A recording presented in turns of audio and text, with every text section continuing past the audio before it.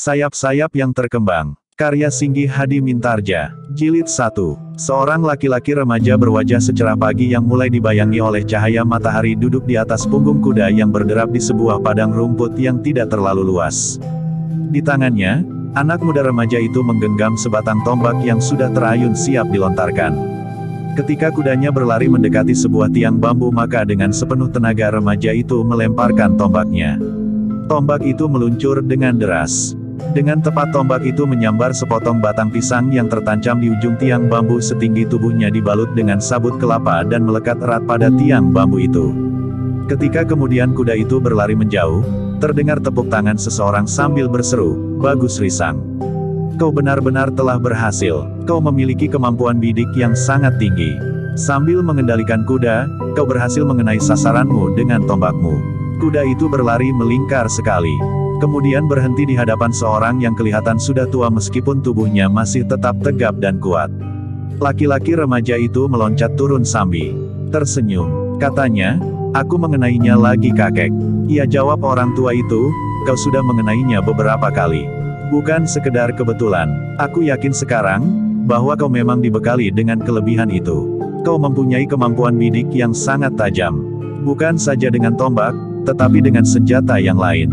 Kau sudah menunjukkan kemampuan bidikmu dengan mempergunakan anak panah, bahkan bandil dan melempar dengan batu sekalipun." "Kakek yang mengajari aku," jawab remaja itu. Orang tua itu menggeleng. Katanya, "Kemampuan ini kau dapatkan bukan sekedar karena latihan-latihan. Tetapi kau sudah membawa bekal kemampuan itu sejak kau dilahirkan. Karena itu bersyukurlah atas kurnia itu. Latihan-latihan yang keras yang kau lakukan sekedar meningkatkannya. Seorang yang lain, yang berlatih sebagaimana kau lakukan, belum tentu memiliki ketajaman bidikan seperti kau."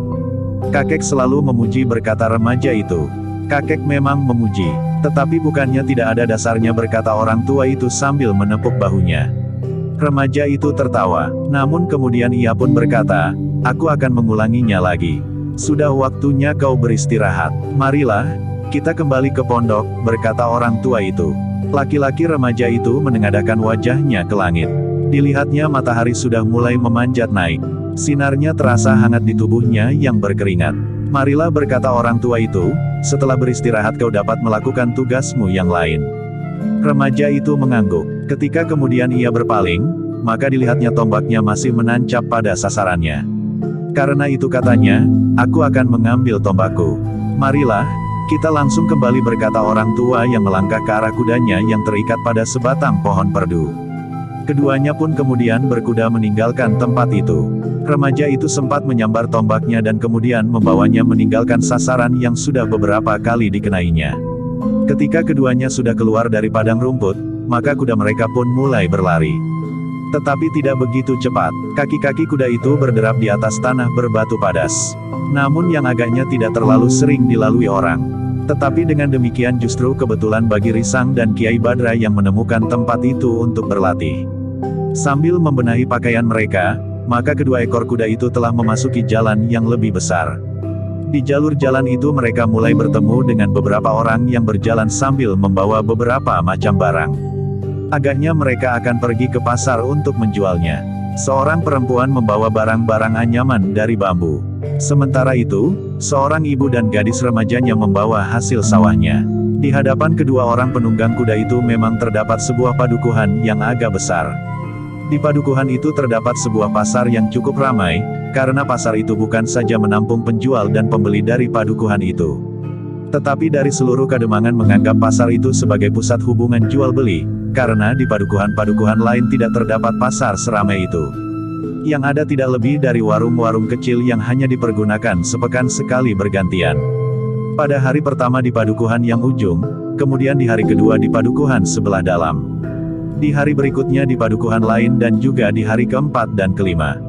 Ketika kedua penunggang kuda itu mendekati padukuhan yang agak besar itu, perhatian Risang banyak tertuju pada bulak yang sedang dilewatinya. Sebelum mereka meninggalkan bulak yang agak panjang itu, Risang sempat berkata, "Sebetulnya penggunaan tanah ini dapat ditingkatkan kakek." Ia jawab, "Kiai Badra, orang-orang Kademangan ini masih belum menyadari betapa pentingnya untuk bekerja lebih keras.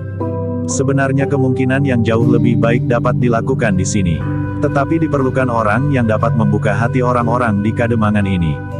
Risang mengangguk-angguk, namun ia pun kemudian menarik kendali kudanya.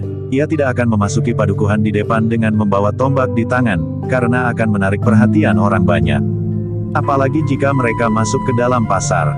Agak berbeda dengan senjata yang lebih pendek. Tidak seorang pun akan menyapa mereka yang membawa parang atau pedang pendek yang diselipkan di ikat pinggang, karena hal itu telah menjadi kebiasaan.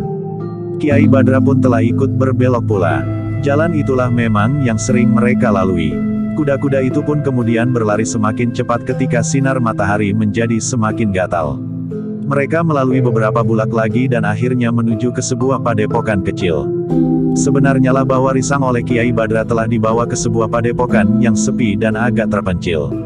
Padepokan itu bukan padepokan Kiai Badra sebelumnya dan bukan pula padepokan Kiai Soka. Namun ternyata bahwa Risang sudah ditempatkan di sebuah padepokan baru yang belum dikenal. Hal itu dilakukan bukan sekedar karena kecurigaan orang-orang semboyan terhadap Nyai Wiradana yang muda, yang ternyata tidak terbunuh dalam perang tanding, serta Ki Rangga Gupita, bahwa mereka akan berusaha untuk melenyapkan Risang. Tetapi juga terdorong oleh keinginan orang-orang tua, termasuk ibunya sendiri untuk memberikan bekal yang cukup bagi anak itu. Karena itu, maka setelah Risang menjelang remaja, maka Risang telah dibawa oleh Kiai Badra untuk menyepi. Justru pada saat-saat tanah perdikan semboyan berkembang terus menuju ke tingkat yang lebih tinggi dan mapan. Terutama mengenai kesejahteraan rakyatnya, Kiai Badra dan Kiai Soka ternyata sependapat, bahwa Risang perlu ditempa untuk menjadi seorang anak muda yang baik lahir dan batinnya. Yang kuat dan teguh wadaknya namun juga hatinya. Ia harus mencerminkan seorang anak muda yang sadar akan dirinya dan semua kewajibannya. Terutama kewajibannya terhadap penciptanya. Dengan landasan kesadarannya akan kewajibannya terhadap Yang Maha Agung, maka segala tingkah lakunya akan terkendali. Karena itulah, maka harus diciptakan satu suasana yang sungguh-sungguh bagi Risang, agar ia dapat sepenuhnya memusatkan nalar budinya untuk menerima tuntunan yang akan sangat berarti bagi bekal hidupnya kelak. Untuk memberikan ketenangan kepadanya agar ia dapat bekerja keras namun dengan tenang, maka Risang telah dibawa oleh Kiai Badra ke tempat yang terpencil dan tidak banyak dikenal oleh orang lain. Semula Risang memang keberatan untuk berada di tempat yang sepi itu. Namun kakeknya berkata bahwa hal itu diperlukan baginya. Kau harus membentuk dirimu, berkata Kiai Badra. Bukankah hal itu dapat dilakukan di mana-mana? Bertanya Risang. Kiai Badra tersenyum. Katanya, benar anak manis. Tetapi bukankah tempat yang kita pergunakan itu juga mempengaruhi keadaan kita? Jika kita berada di tempat yang ramai, maka kita akan mudah terganggu. Mungkin kesibukan dan keramaian di sekitar kita akan merampas sebagian waktu yang sebenarnya dapat kita pergunakan untuk mendalami sesuatu yang jauh lebih berarti. Risang memang merasa enggan meninggalkan ibunya di tanah perdikan. Risang sadar bahwa ayahnya sudah tidak ada. Ia adalah satu-satunya anak. Jika ia pergi, maka hati ibunya akan menjadi sangat sepi. Namun ibunya sendiri berkata kepadanya, "Pergilah anakku. Ibu memang akan kesepian, tetapi ibu mempunyai kesibukan tersendiri di sini. Aku akan bekerja keras untuk menjadikan tanah perdikan ini tanah yang pantas buat kau kelak." Bukan berarti bahwa ibu akan menutup segala kemungkinan bagimu untuk berbuat lebih baik atas tanah ini. Apa yang dapat ibu lakukan hanyalah sekedar permulaan. Tetapi kelak dengan modal yang ada, kau harus membuat tanah ini jauh lebih baik. Tanah ini harus memiliki kembali kebesaran kakekmu, Ki Gede Semboyan. Karena kebesaran tanah ini menjadi surut pada saat ayahmu memerintah atas nama kakekmu yang terbunuh. Kau tidak usah merasa berkecil hati terhadap ayahmu. Setiap orang memang mempunyai kekurangan. Ayahmu kurang tekun mempelajari ilmu, baik kanuragan maupun pengetahuan tentang pemerintahan. Jadikan itu perbandingan dengan masa-masa yang akan kau jalani. Semboyan harus menjadi semakin besar, bukan semakin surut. Risang yang remaja itu mengerti apa yang dikatakan oleh ibunya. Karena itu, maka ia pun kemudian tidak menolak mengikuti cicitnya ke tempat yang dianggapnya terpencil dan sepi. Namun di tempat itu Risang telah menempa diri untuk menjadi seorang yang siap mengarungi gejolak kehidupan. Apalagi jika ia harus menerima kedudukan kakeknya, kepala tanah perdikan Semboyan yang masih dipangku oleh ibunya itu. Dalam pada itu, Risang dan Kiai Badra telah memasuki jalan sempit melintasi padang perdu. Namun kemudian memasuki daerah subur yang seakan-akan terpisah dari lingkungan yang lain. Di tengah-tengah bulak di balik padang perdu itu terdapat sebuah padepokan kecil yang dihuni oleh hanya beberapa orang. Termasuk Kiai Badra dan Risang. Namun di tempat itu tinggal pula Gandar serta dua orang saudara seperguruan yang ternyata tidak lagi ingin meninggalkan Risang. Sambi Wulung dan Jati Wulung. Keduanya telah sepakat untuk tetap berada bersama anak semboyan itu, dan tidak kembali ke lingkungan sebelumnya. Meskipun letak lingkungan itu terpisah oleh padang perdu dari Kademangan terdekat, namun isi dari lingkungan itu mempunyai hubungan yang sangat baik dengan orang-orang Kademangan itu. Bahkan isi dari lingkungan kecil itu telah dianggap sebagai keluarga dari Kademangan terdekat. Namun bagi orang luar, mereka memiliki pengenalan yang berbeda dari yang sebenarnya. Tidak seorang pun dari isi Kademangan itu yang tahu bahwa penghuni lingkungan kecil yang terpisah itu adalah orang-orang semboyan. Orang-orang Kademangan Bibis yang bersebelahan dengan Kademangan Ngadiraja di tepi sungai Lorok itu, mengenal para penghuni lingkungan yang agak terpisah itu sebagai orang-orang dari sebuah perguruan yang memisahkan diri dari induknya, untuk kemudian membangun sebuah padepokan sendiri. Sebenarnya lah bahwa isi dari lingkungan kecil itu memang memberikan kesan yang demikian kepada orang-orang bahkan juga kepada Ki Demang Bibis. Kepada para penghuni Kademangan yang masih belum berkembang itu, Kiai Badra menyebut dirinya dan para penghuni dari lingkungan kecil yang terpisah itu sebagai orang-orang yang tidak puas dengan arahan yang diberikan oleh pimpinan padepokannya. Ketika untuk pertama kalinya Ki Demang datang mengunjungi lingkungan kecilnya itu, Kiai Badra berkata, sebenarnya lah bahwa kami yang harus datang menghadap Ki Demang untuk mohon izin membuka sebuah padepokan kecil di tepi kali Lorok ini. Kisanak, berkata Ki Demang Bibis, kami tidak berkeberatan Kisanak membuka hutan kecil ini dan membuat sebuah padepokan. Tetapi Kisanak tidak dapat sama sekali melepaskan diri dari kehidupan Kademangan Bibis, karena hutan ini terletak dekat sekali dengan kehidupan yang sudah lebih tua, yaitu Kademangan Bibis itu. Bahkan sebagian orang-orang Bibis menganggap bahwa hutan ini termasuk daerah wewengkon Bibis. Kami mohon maaf Ki Demang, berkata Kiai Badra yang menyebut dirinya dengan nama lain, kami tidak mengetahuinya, sehingga kami telah membuka hutan ini dan membuat satu lingkungan kehidupan yang baru. Sebenarnya yang Kisanak lakukan itu menguntungkan bagi Kademangan Bibis. Kami memang sudah merencanakan untuk memperluas Kademangan ini. Sementara itu, hutan kecil ini memang merupakan tanah cadangan yang sangat baik dan subur, berkata Ki Demang. Ki Demang, berkata Kiai Badra, kami akan melakukan semua pesan Ki Demang. Kami akan senang sekali jika kami kemudian dapat menjadi keluarga Kademangan Bibis. Tetapi Kisanak ini berasal dari mana? Bertanya Ki Demang. Kiai Badra pun mulai membuat sebuah cerita tentang asal-usul dari isi padepokan itu. Dikatakannya bahwa mereka telah memisahkan diri dari perguruan induknya, ketika mereka menyadari bahwa perguruan induknya mulai bergeser dari kemurniannya. Aku sudah tua Ki Demang, berkata Kiai Badra, jika aku berbuat tidak baik menurut penilaian sesama, apalagi menurut penilaian yang Maha Agung, maka aku tidak akan mempunyai kesempatan untuk memperbaikinya. Seharusnya orang-orang tua seumurku merasa semakin dekat dengan sumber hidupnya itu, bukan malahan menjauhi jalan yang digariskannya. Karena itu Ki Demang, aku telah memisahkan diri, membuat sebuah lingkungan kehidupan kecil ini untuk mendapatkan ketenteraman. Di samping itu aku masih tetap mengembangkan ilmu yang aku dapat dari perguruanku yang lama, meskipun dengan tujuan yang kemudian agak berbeda. Ki Demang mengangguk-angguk. Sementara itu Kiai Badra memang merasa bahwa ia telah berbohong kepada Ki Demang yang baik itu. Tetapi Kiai Badra berkata di dalam hatinya, maksudku baik. Aku dan orang-orang di lingkungan ini tidak akan berbuat buruk, apalagi berbuat jahat. Jika kelak kami dapat membuktikannya, maka Ki Demang akan berterima kasih kepada kami. Sebenarnya lah bahwa hubungan antara Ki Demang Bibis dan kehidupan di lingkungan kecil itu berlangsung baik. Bahkan Ki Demang merasa heran melihat orang-orang yang bekerja keras untuk membangun lingkungannya yang baru. Mereka membuka hutan kecil namun lebat itu dengan tanpa mengenal lelah. Sementara itu, mereka telah mengusahakan pula ujung dari padang perdu itu untuk dijadikan tanah garapan.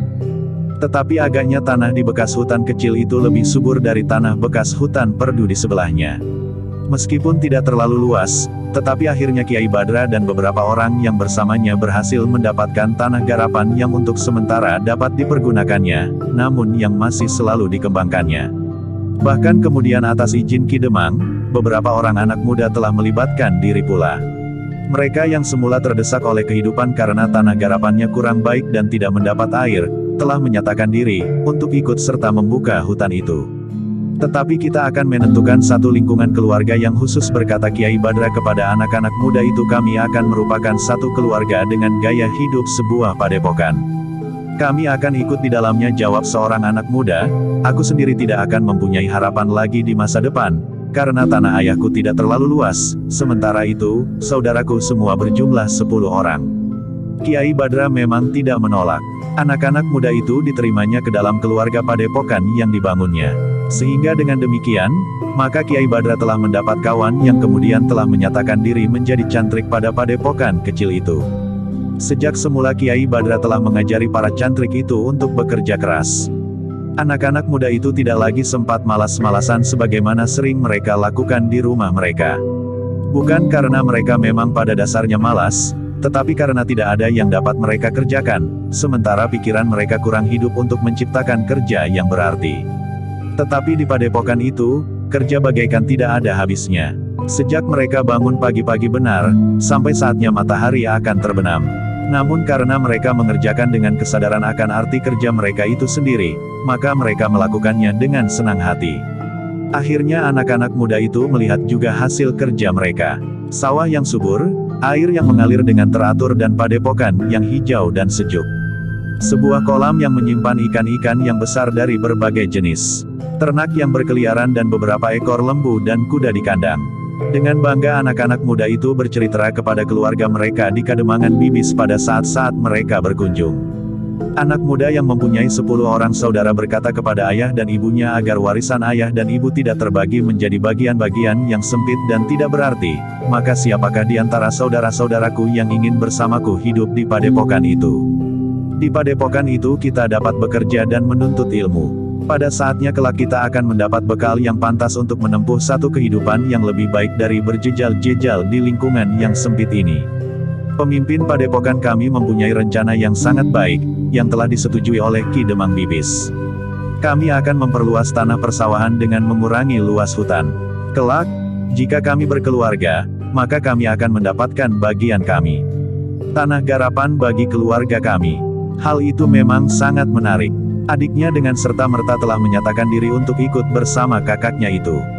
Mereka mempunyai harapan yang lebih baik bagi masa depan mereka. Karena tanah garapan ayah mereka tidak akan banyak memberikan bekal hidup bagi mereka. Tetapi hanya mereka yang mau bekerja keras sajalah yang kerasan tinggal di padepokan itu. Mereka yang memang pada dasarnya malas bekerja, akan merasa tersiksa dan tidak akan tahan tinggal di padepokan kecil itu. Demikianlah, beberapa saat kemudian, Risang dan Kiai Badra telah sampai ke pintu gerbang padepokan kecilnya. Sementara itu para cantrik telah bekerja dengan penuh kesungguhan di padepokan. Sedangkan yang lain telah pergi ke sawah dan pategalan. Risang dan Kiai Badra itu pun langsung pergi ke kandang. Setelah memasukkan kuda mereka, maka keduanya pun bergantian pergi ke pakiwan dan berbenah diri. Apa yang telah kau capai dengan latihan-latihanmu? Bertanya Gandar kepada Risang. Risang tersenyum. Katanya, bertanyalah kepada kakek. Gandar pun tersenyum. Sambil berpaling kepada Kiai Badra ia bertanya, apakah sudah ada kemajuan? Sudah Sindura, jawab Kiai Badna. Gandar tersenyum. Setiap kali ia mendengar nama barunya disebut, ia masih merasa asing. Tetapi seperti yang lain, maka ia telah mengenakan nama itu, untuk tidak segera dikenali bahwa ia adalah Gandar orang dari Semboyan. Kiai Badra dan Risang pun merasa asing juga seperti Gandar jika mereka disebut nama baru mereka. Demikian pula Sambil Wulung dan Jati Wulung. Dengan nama-nama baru mereka, maka mereka merasa lebih tenang bekerja di padepokan itu. Nama itu terlalu baik, desis Gandar. Apakah ada nama yang lebih sederhana? Kenapa baru sekarang? Sahut Kiai Badra, orang-orang Bibis sudah terlanjur menyebutmu sebagai Sindura. Menurut pendapatku nama itu sesuai dengan ukuran tubuhmu yang besar, karena menurut gambaranku, nama Sindura adalah nama seorang yang bertubuh kekar seperti kau. Mungkin tubuhku yang seperti kerbau ini pantas dinamakan Sindura, tetapi bagaimana dengan wajahku yang jelek ini? Bertanya Gandar. Kau selalu merasa jelek. Siapa bilang kau jelek? Bertanya Risang. Jangan berkata begitu, desis Gandar. Sudahlah, berkata Kiai Badra, sesuai atau tidak sesuai, pergunakan nama itu. Yang penting karena nama itu sudah terlanjur kau pergunakan. Itu saja, sebagaimana orang-orang Bibis memanggil Risang dengan nama Barata. Bukankah nama-nama itu hanya kalian pergunakan untuk sementara? Dan sebagaimana kakek dipanggil Kiai Tapis, sahut Risang. Namun tiba-tiba ia bertanya kepada Gandar, "Hei, kau tahu artinya tapis?" "Tapis itu berarti abis sama sekali." Gandar mengerutkan keningnya, namun ia pun kemudian tersenyum sambil memandang Kiai Badra yang juga tersenyum. Tiba-tiba Risang bertanya, "Apa sebenarnya yang abis itu?" "Tapis dapat berarti abis, tetapi dapat juga berarti seluruhnya. Tidak ada yang tersisa. Nah, yang seluruhnya dan tidak ada yang tersisa adalah ilmuku. Ilmuku akan kuberikan kepadamu sampai tapis," jawab Kiai Badra. Tetapi Risang tertawa. Katanya, "Tentu baru sekarang kakek memikirkannya. Ketika kakek memilih nama itu, tentu tidak terpikir akan artinya." Kiai Badra yang disebut Kiai Tapis itu tertawa. Gandar pun tertawa juga. Demikian juga Risang. "Sudahlah," berkata Kiai Badra kemudian. "Sekarang beristirahatlah. Kemudian kau akan melakukan tugasmu yang lain." "Baik," jawab Risang. Sejenak kemudian Risang pun pergi ke dapur. Seorang yang bertugas di dapur ternyata sedang menyenduk nasi hangat ke dalam ceting bambu. "Hah? Nasi hangat," berkata Risang yang disebut Barata oleh para cantrik dan orang-orang Bibis. "Apakah kau sudah lapar, Barata?" bertanya cantrik yang sedang menyenduk nasi itu. "Sudah. Aku baru pulang dari padang rumput," jawab Barata.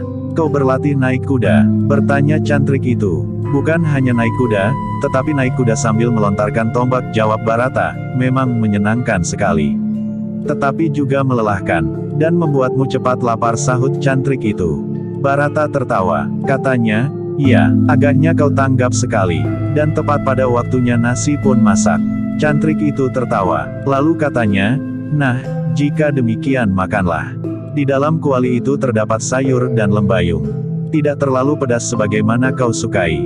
"Terima kasih," jawab Barata. "Tentu enak sekali, justru perutku sedang lapar sekali." Barata pun kemudian telah mengambil nasi dan sayur lembayung. Di dalam tenong yang terletak di pagar terdapat telur kamal. Barata pun telah mengambil sebuah dan mengupasnya. "Apakah yang lain belum makan?" bertanya Barata. "Belum. Hari ini kau adalah orang yang pertama," jawab cantrik itu. "Oh, tetapi bukankah tidak setiap hari?" bertanya Barata. Cantrik itu tersenyum. Kemudian ia pun telah meletakkan nasi di pagar itu pula. Barata tidak terlalu lama berada di dapur.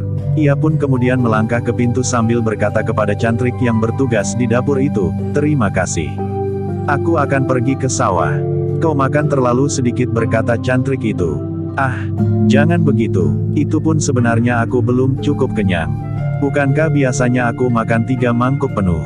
jawab Barata. Cantrik itu tertawa berkepanjangan. Sementara Barata telah keluar dari dapur. Adalah menjadi kebiasaan Risang yang disebut Barata itu untuk pergi ke sawah bersama Gandar. Bersama beberapa orang cantrik yang terdiri dari anak-anak muda Bibis yang bergabung dengan padepokan itu, Barata mengerjakan sawahnya dengan tekun.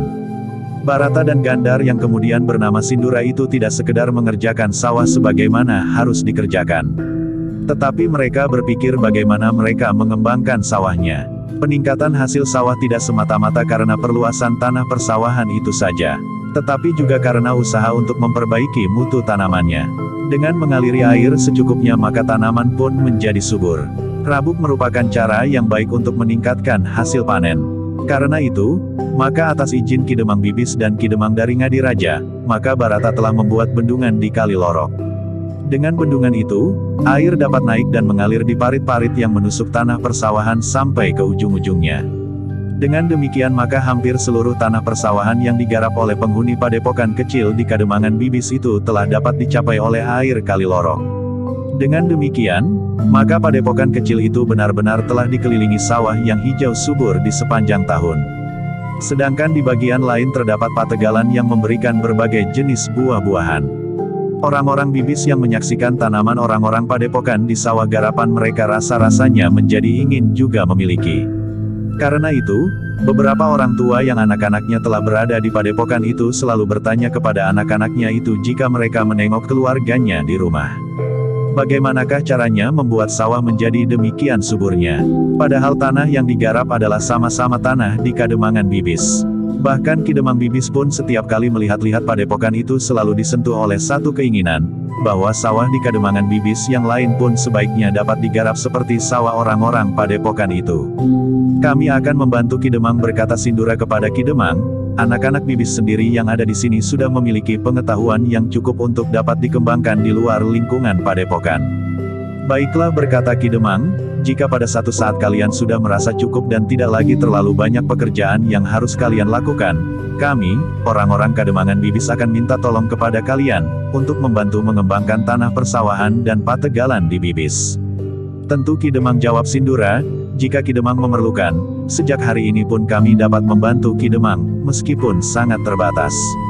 Tetapi kita dapat memulainya. Kami tentu akan sangat bersenang hati, jawab Ki Demang. Sindura telah melaporkan hal itu kepada Kiai Tapis. Ternyata Kiai Tapis pun sependapat. Agar hubungan padepokan itu dengan Bibis semakin erat, serta untuk melatih Barata berbuat sesuatu bagi satu lingkungan, maka ia pun memanggilnya dan berkata, Barata, Ki Demang Bibis memerlukan bantuan kita. Bukankah kita melihat, bahwa daerah persawahan orang-orang Bibis sebenarnya masih mampu ditingkatkan? Nah, usahakan untuk meningkatkan tanah persawahan dan pategalan mereka. Barata yang remaja itu termangu-mangu. Namun Kiai Tapis berkata selanjutnya, tentu bukan kau sendiri. Tetapi Sindura akan menemanimu. Pamanmu Sambi Wulung dan Jati Wulung pun sekali-sekali akan dapat membantumu. Tetapi keduanya aku perlukan untuk mengawasi kerja para cantrik yang masih belum siap benar untuk dilepaskan. Dan aku akan terpisah dari kerja di padepokan ini. Bertanya Barata. Tentu tidak, jawab Kiai Tapis, kau tidak memerlukan banyak waktu bagi Bibis. Ki Demang tidak terlalu tergesa-gesa. Setapak demi setapak sudah memadai, asal perubahan-perubahan itu dapat kau mulai di Kademangan Bibis. Ki Demang tidak menuntut perubahan dengan serta-merta. Karena itu, kau dan Sindura tidak perlu mempergunakan waktumu seluruhnya bagi Bibis. Barata mengangguk-angguk. Sementara itu Kiai Tapis berkata selanjutnya, yang penting Barata, kau harus banyak bergaul. Kau tidak boleh terpisah dari pergaulan luas. Jika kau hanya berada di padepokan terpencil ini saja, maka kau akan mempunyai sikap dan pandangan hidup yang sempit. Namun ingat, sebagaimana aku harus berpesan kepada Gandar, jangan memberikan kesan sesuatu tentang semboyan. Untuk sementara kau harus tetap terpisah dari tanah perdikan itu. Kita berada di tempat yang tidak terlalu jauh dari tanah perdikan semboyan, meskipun rasa-rasanya kita memang sudah terpisah dari tanah perdikan itu. Baik Kek, jawab Barata, aku akan melakukannya. Mudah-mudahan aku berhasil dan memberikan kesan yang baik kepada Ki Demang. Sindura akan selalu memberimu petunjuk-petunjuk yang kau perlukan. Berkata Kiai Tapis. Demikianlah, maka hubungan antara Bibis dan padepokan itu pun menjadi semakin dekat. Barata dan Sindura menjadi sering datang ke Bibis untuk memberi beberapa petunjuk untuk meningkatkan kesejahteraan orang-orang Bibis. Beberapa orang bebahu di Kademangan Bibis dengan sungguh-sungguh berusaha untuk melakukan petunjuk-petunjuk Sindura dan Barata, yang mereka nilai telah berhasil. Mereka pun menggerakkan orang-orang Bibis untuk lebih banyak memperhatikan saluran-saluran air. Parit-parit yang kering harus dibersihkan, sehingga air yang naik dari Kali Lorok akan dapat mencapai lingkungan yang semakin luas. Jangan malas mempergunakan rabuk, berkata seorang bebahu, kita mempunyai ternak di kandang. Jangan disia-siakan kotorannya. Ternyata bahwa atas kerja keras Ki Demang dan para bebahu, maka orang-orang Bibis pun seakan-akan mulai bangun. Mereka mulai melakukan kerja yang sebelumnya tidak pernah mereka lakukan. Meskipun kerja itu terasa berat, tetapi mereka telah melihat keberhasilan orang-orang padepokan yang jumlahnya tidak terlalu banyak. Anak-anak muda yang berasal dari Bibis pun mendapat kesempatan pula untuk membantu melakukan kerja yang kadang-kadang harus ditangani oleh orang banyak. Semula tidak terpikir oleh orang-orang Bibis untuk memperbaiki bendungan yang sudah banyak yang rusak, sehingga tidak cukup banyak air yang dapat naik. Baru ketika mereka melihat bendungan yang dibuat oleh orang-orang padepokan kecil itu, mereka menyadari betapa pentingnya air. Tetapi mereka pun tidak segera melakukan sesuatu. Sehingga akhirnya Sindura berhasil menggelitik Ki Demang untuk mengerahkan orang-orang Bibis, memperbaiki bendungan. Jika dilakukan oleh orang banyak, maka kerja itu tidak akan terasa berat, berkata Sindura. Ketika kami membuat bendungan, maka kami memang merasa betapa kerja itu merupakan kerja yang berat. Untuk waktu yang cukup lama sebelumnya, kami menyiapkan berunjung-berunjung bambu. Kemudian kami isi dengan batu dan kami letakkan menyilang aliran Kali Lorok. Di antara batu-batu itu harus kami isi dengan bebatuan yang lebih kecil, sangkrah dan tanah. Kami juga melakukannya seperti itu, jawab salah seorang bebahu. Dahulu, desis Sindura, tetapi berapa tahun berselang.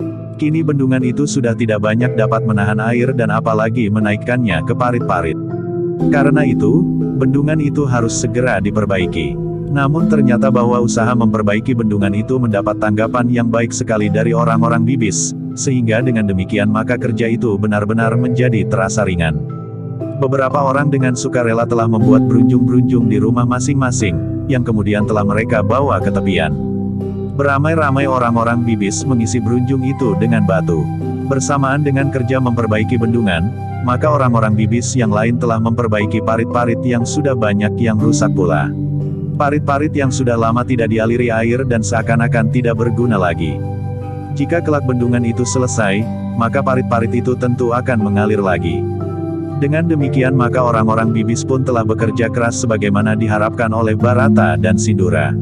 Meskipun kerja mereka tidak seberat kerja orang-orang Padepokan, namun rasa-rasanya Kademangan Bibis itu menjadi hidup. Ketika bendungan kemudian telah selesai diperbaiki dan air pun sudah naik, serta parit-parit pun telah bersih dan siap untuk mengalirkan air dari bendungan, maka Bibis telah mengadakan upacara kecil di bendungan. Parit yang sudah baik itu telah ditutup untuk sementara. Pada upacara yang diadakan itu, maka tanggul yang menyumbat parit yang menampung air yang naik di Kali Lorok itu akan dibuka, sehingga air seakan-akan mulai masuk mengalir ke dalam parit itu. Demikian gembiranya orang-orang Bibis, maka pada upacara kecil itu telah dipasang janur kuning di bendungan dan terutama di atas parit. Ki Demang akan mengayunkan cangkul pertama kali untuk membuka tanggul yang menyumbat parit itu. Yang hadir dari Padepokan bukan saja beberapa anak muda Bibis sendiri, tetapi juga Barata dan Sindura.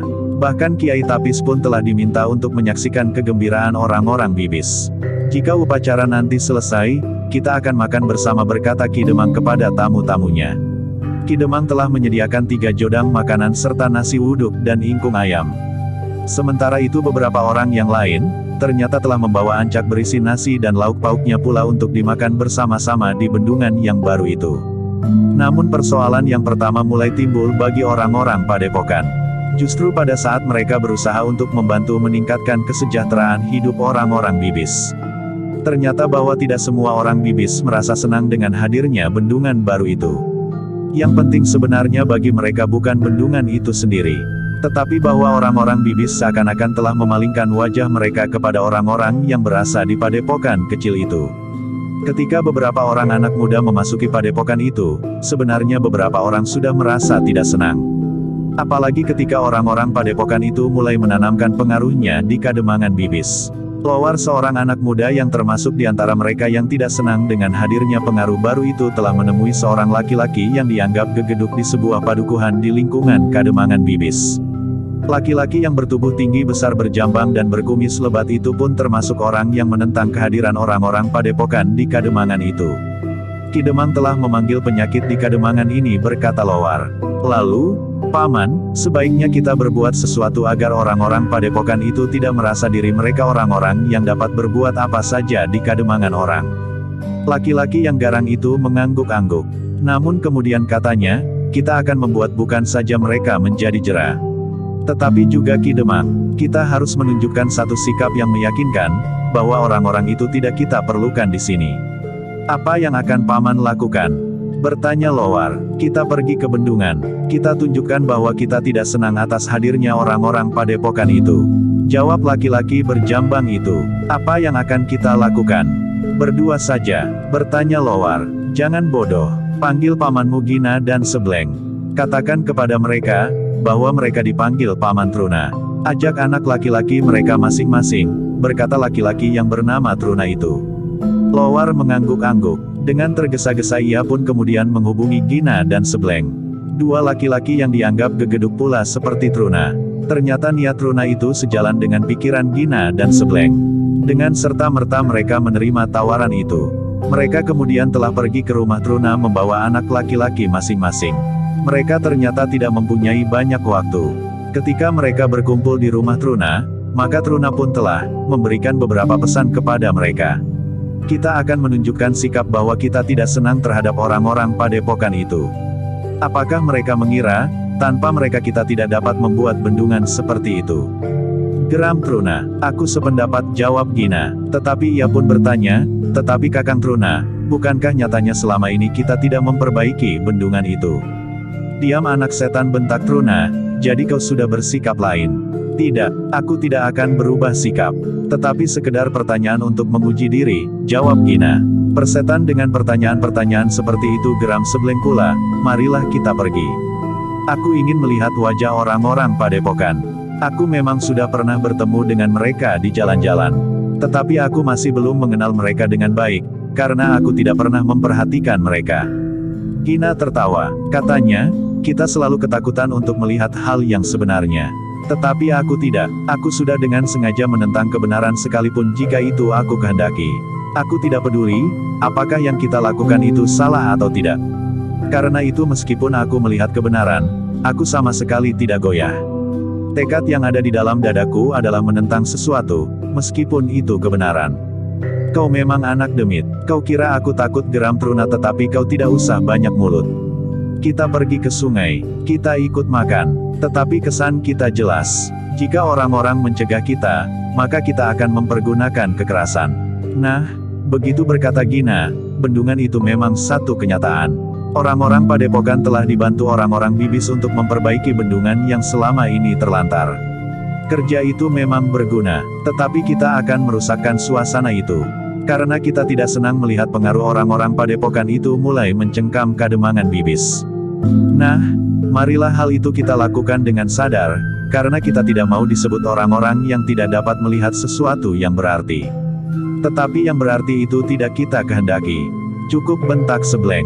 Kau ikut atau tidak? Gina tertawa, katanya, marilah, kita pergi ke bendungan. Ketiga orang gegeduk itu pun kemudian telah pergi ke bendungan diikuti oleh Lowar dan dua orang anak muda, anak Gina dan anak Sebleng. Anak-anak gegeduk itu pun telah nampak bersikap sebagaimana ayah mereka. Di antara anak-anak muda, maka anak Gina dan Sebleng itu pun ditakuti oleh kawan-kawan mereka, karena keduanya memiliki kelebihan dari anak-anak muda yang lain. Sementara itu, di bendungan Kidemang sedang memberikan sesorah kepada orang-orang Bibis yang memerlukan pergi, untuk menyaksikan kegembiraan mereka yang telah berhasil memperbaiki bendungan itu. Meskipun air yang naik belum dapat mencapai tanah persawahan di seluruh Kademangan, tetapi beberapa bedukuhan telah dapat memanfaatkan air itu. Beberapa orang yang berdiri di bagian belakang kerumunan orang-orang Bibis di bendungan itu mulai menjadi berdebar-debar ketika mereka melihat tiga orang gegeduk dari Kademangan Bibis itu datang ke bendungan. Mereka mulai mencemaskan keramaian itu. Karena orang-orang Bibis sudah mengenal dengan baik, siapakah mereka bertiga. Orang-orang yang berbuat sesuka hati mereka sendiri. Namun karena mereka adalah orang-orang yang memiliki kelebihan, maka seakan-akan apa saja yang mereka lakukan tidak terhalangi. Kidemang yang sedang sesorah itu pun melihat kehadiran mereka pula.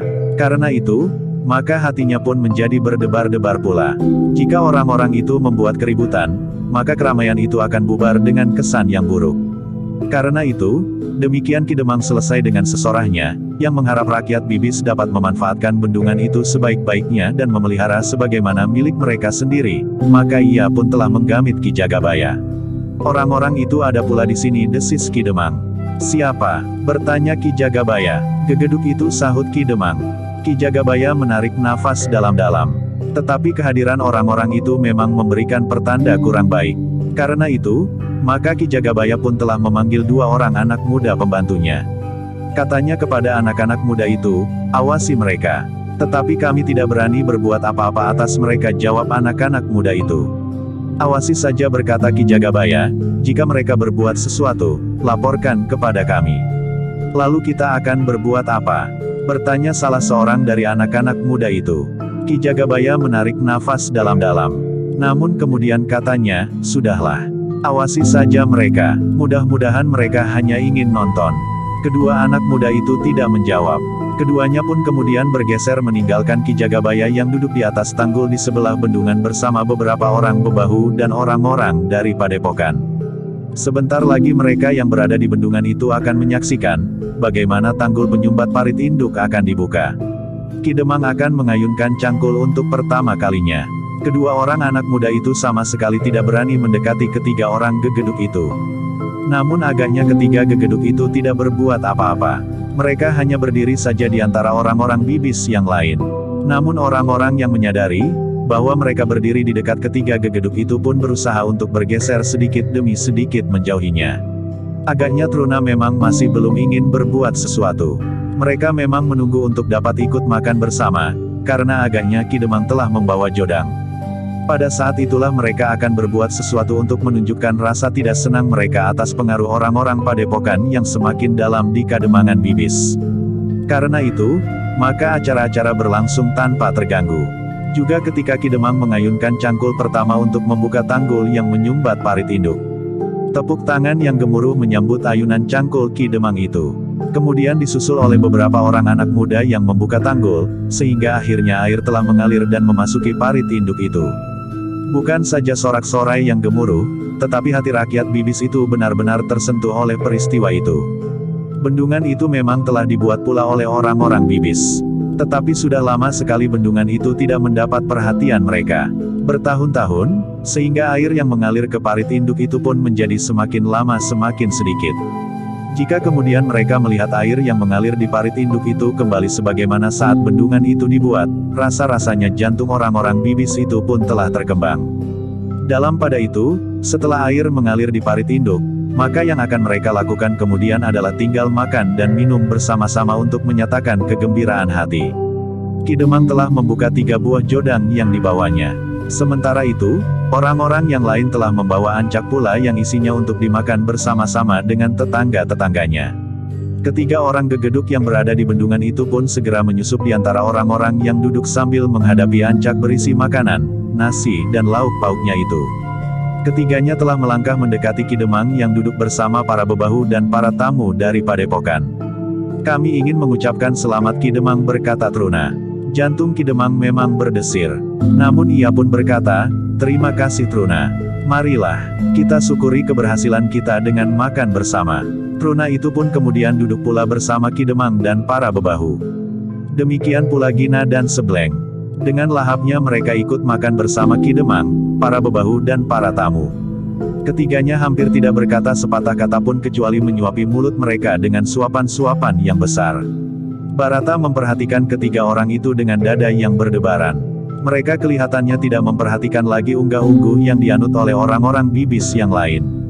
Apalagi di hadapan pemimpinnya dan beberapa orang tamu. Tetapi karena Ki Demang sendiri dan para bebahu Bibis agaknya tidak berkeberatan atas sikap mereka, maka Barata pun mencoba untuk tidak menghiraukan mereka pula, betapapun hatinya terasa tergelitik karenanya. Ketika ia sekilas memandang Kiai Tapis, agaknya orang tua itu pun tidak menghiraukan apa yang terjadi. Demikian pula Sindura, namun sikap orang-orang itu semakin lama memang semakin menjengkelkan. Ketika mereka sudah kenyang, maka mereka pun mulai menunjukkan sikap yang menentang. Truna yang memandang Ki Demang yang sedang mencuci tangannya dengan tajamnya, kemudian berdesis. "Ki Demang, apa untungnya Ki Demang membuat keramaian seperti ini?" Ki Demang mengerutkan keningnya. Ternyata orang-orang itu sudah mulai membuat persoalan. Seperti beberapa kali sudah mereka lakukan jika mereka mempunyai pendapat yang berbeda dengan Ki Demang, maka mereka langsung menyampaikannya dan menuntut perubahan. Dalam beberapa hal, Ki Demang memang tidak dapat berbuat banyak. Ketiga orang itu, apalagi dengan anak-anak mereka, yang juga nampak berkeliaran di bendungan itu, memang sulit untuk diatasi. Ki Jagabaya yang duduk pula bersama Ki Demang menjadi sangat tegang. "Apa maksudmu Truna?" bertanya Ki Demang. "Ki Demang, bukankah bendungan ini sudah ada sejak lama? Dahulu kitalah yang membuat bendungan ini. Waktu itu aku masih muda. Aku ikut kerja keras membuat berunjung, mengisi batu dan menyilangkannya di Kali Lorok. Kenapa tiba-tiba sekarang Ki Demang menghormati orang lain yang seakan-akan begitu saja mengambil alih kepemimpinan Kademangan Bibis?" Geram Truna. "Benar Ki Demang," berkata Sebleng, "seharusnya kita menghormati diri kita sendiri. Kita berbangga bahwa kita mempunyai sebuah bendungan yang kuat dan mampu menaikkan air dan mengalir ke sawah-sawah. Bukan orang lain." "Ya, memang bukan orang lain," sahut Ki Demang. "Kita merayakan kemenangan kita sendiri, bahwa kita telah melakukan kerja yang besar. Kita telah dapat memperbaiki dan memulihkan bendungan itu. Kita, memang kita yang terbangun dari tidur bertahun-tahun. Jangan berpura-pura," Ki Demang berkata Truna. "Kita sekarang ini seakan-akan sedang menghormati orang-orang yang bukan keluarga kita sendiri. Orang-orang Bibis sendiri tiba-tiba saja menjadi kagum kepada orang lain yang dianggap berjasa dalam kerja ini. Kenapa orang-orang Bibis tidak menjadi kagum kepada diri sendiri? Ya, kita mengagumi diri kita sendiri. Karena itu, kita sekarang bersenang-senang untuk itu.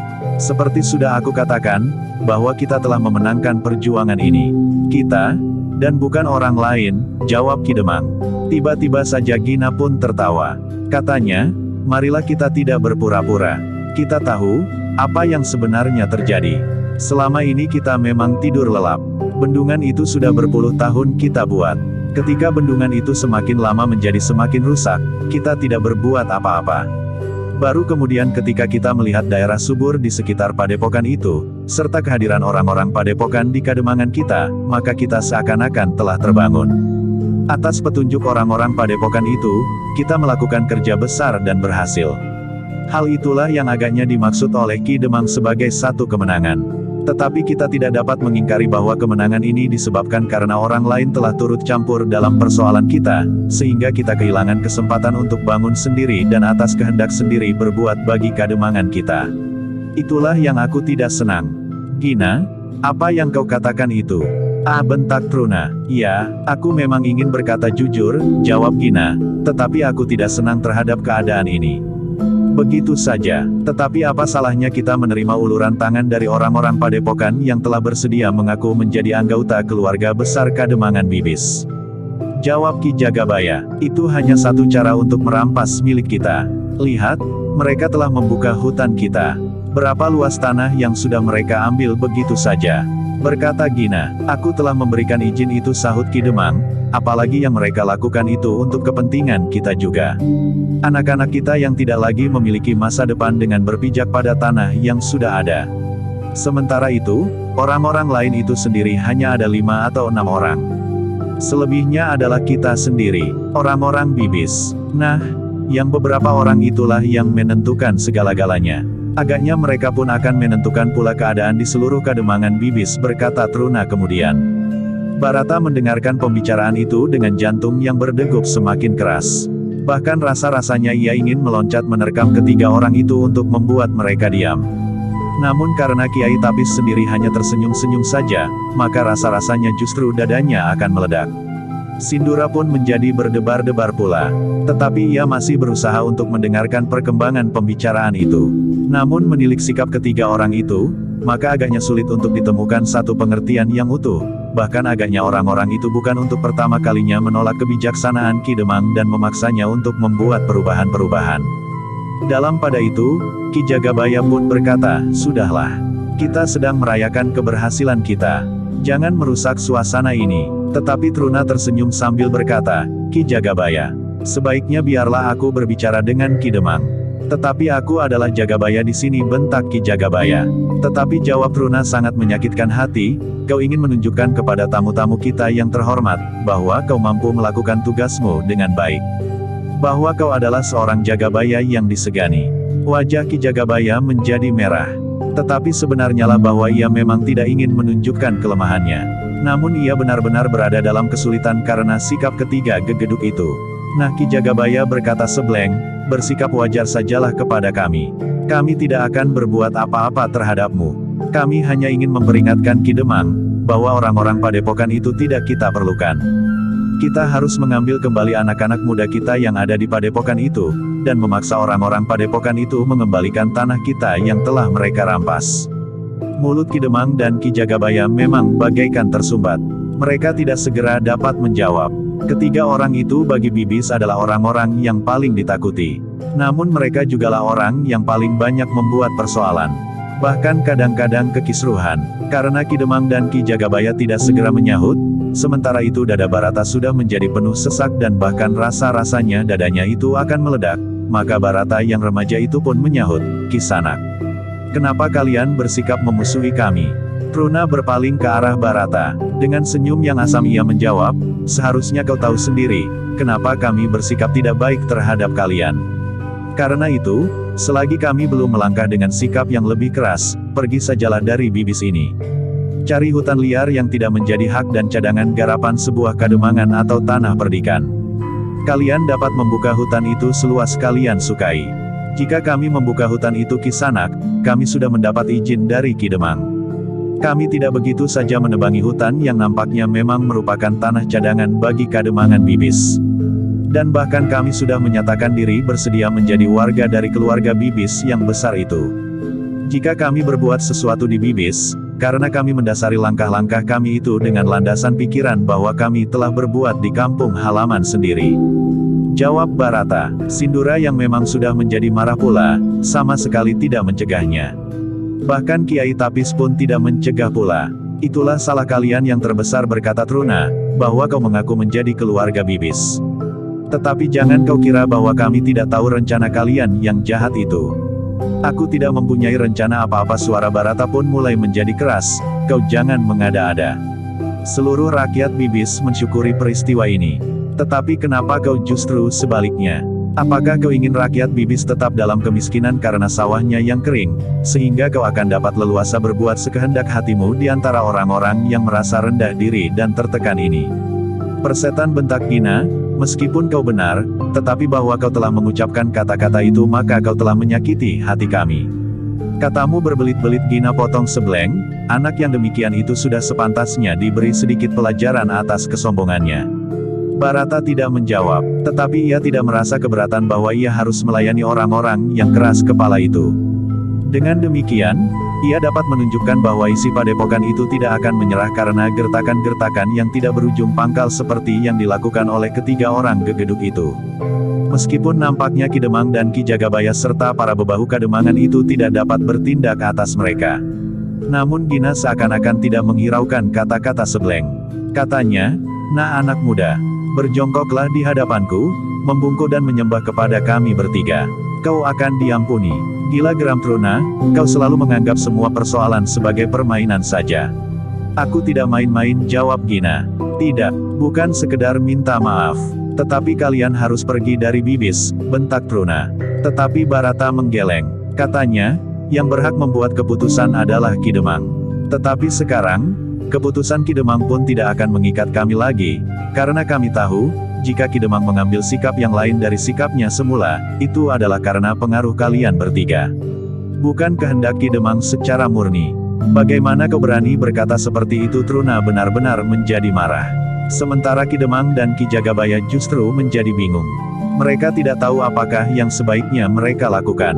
Karena ketiga orang gegeduk itu jika sudah berkumpul memang merupakan persoalan yang sulit untuk dipecahkan.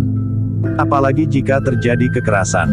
Bagi Bibis, ketiga orang itu tidak akan dapat dicegah oleh seisi Kademangan sekalipun, apalagi jika mereka melibatkan anak-anak mereka. Sebelum Ki Demang dapat berbuat sesuatu, maka Truna itu pun tiba-tiba berteriak, "Hei anak-anak, seret anak ini dan lemparkan keluar keramaian ini. Ia tidak pantas ada di antara kita." Orang-orang Bibis yang bergembira karena kerja kita ini. Orang-orang yang hadir di bendungan itu pun menjadi bingung menghadapi keadaan itu. Sementara itu Lowar serta anak-anak kedua gegeduk itu pun telah mulai bergerak mendekati Barata. Barata menarik nafas dalam-dalam. Sekilas dipandanginya Kiai Tapis. Ketika ia melihat Kiai Tapis mengangguk, maka Barata pun telah tersenyum pula. Sindura pun ternyata tidak mencegah peristiwa yang akan terjadi itu. Ia justru mengharap hal itu terjadi untuk menunjukkan bahwa mereka tidak akan dapat berbuat banyak terhadap orang-orang padepokan, sebagaimana memang dikehendaki pula oleh Barata. Dalam pada itu, Lowar dan kedua anak muda yang kasar itu pun telah mendekati Barata yang masih tetap duduk, sementara orang-orang Bibis menjadi semakin berdebar-debar. Lowar ternyata benar-benar seorang yang kasar. Ia tidak mengatakan sepatah kata pun ketika tiba-tiba saja ia telah menangkap dan menarik tangan Barata. Ki Demang, Ki Jagabaya dan para bebahu pun serentak telah berdiri. Tetapi Truna berkata, Ki Demang sebaiknya tidak usah ikut campur. Demikian pula para bebahu yang lain. Tetapi anak itu adalah tamuku, sahut Ki Demang. Mereka tidak mempunyai kedudukan yang lebih baik dari kami di sini, jawab Truna. Ki Demang memang tidak dapat berbuat apa-apa. Apalagi para bebahu yang lain. Sementara itu Kiai Tapis dan Sindura pun telah berdiri pula. Tetapi mereka sama sekali tidak menunjukkan kegelisahan di wajah mereka. Namun orang-orang di sekitarnya sama sekali tidak menghiraukan keduanya, karena perhatian mereka tertuju kepada ketiga orang anak muda yang menyeret Barata yang remaja itu ke bendungan. Bagus, seru Truna, lemparkan ke bendungan. Jika anak itu tidak dapat berenang, adalah nasibnya yang sangat buruk. Mungkin saudara-saudaranya itu sempat menolongnya. Sesudah itu usir mereka dari Bibis. Padepokan itu harus dibakar menjadi abu. Tanah garapan mereka harus dikembalikan kepada Kademangan Bibis. Ketiga anak muda yang menyeret Barata itu memang akan melemparkannya ke bendungan. Air yang tergenang cukup dalam dan berwarna keruh itu, akan dapat menenggelamkannya jika Barata tidak dapat berenang.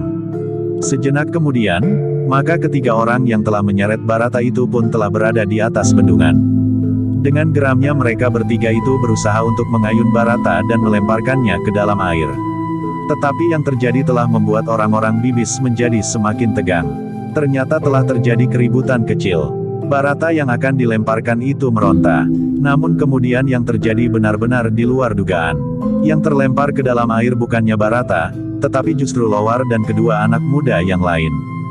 Bahkan anak Sebleng pun telah berteriak-teriak sebelum ia tercebur ke dalam air. Ternyata bahwa anak Sebleng itu tidak pandai berenang. Sejenak kemudian terjadi tontonan yang sangat menggelikan. Meskipun demikian tidak seorang pun yang berani bergerak dari tempatnya. Apalagi mentertawakan ketiga orang yang terjebur ke dalam air.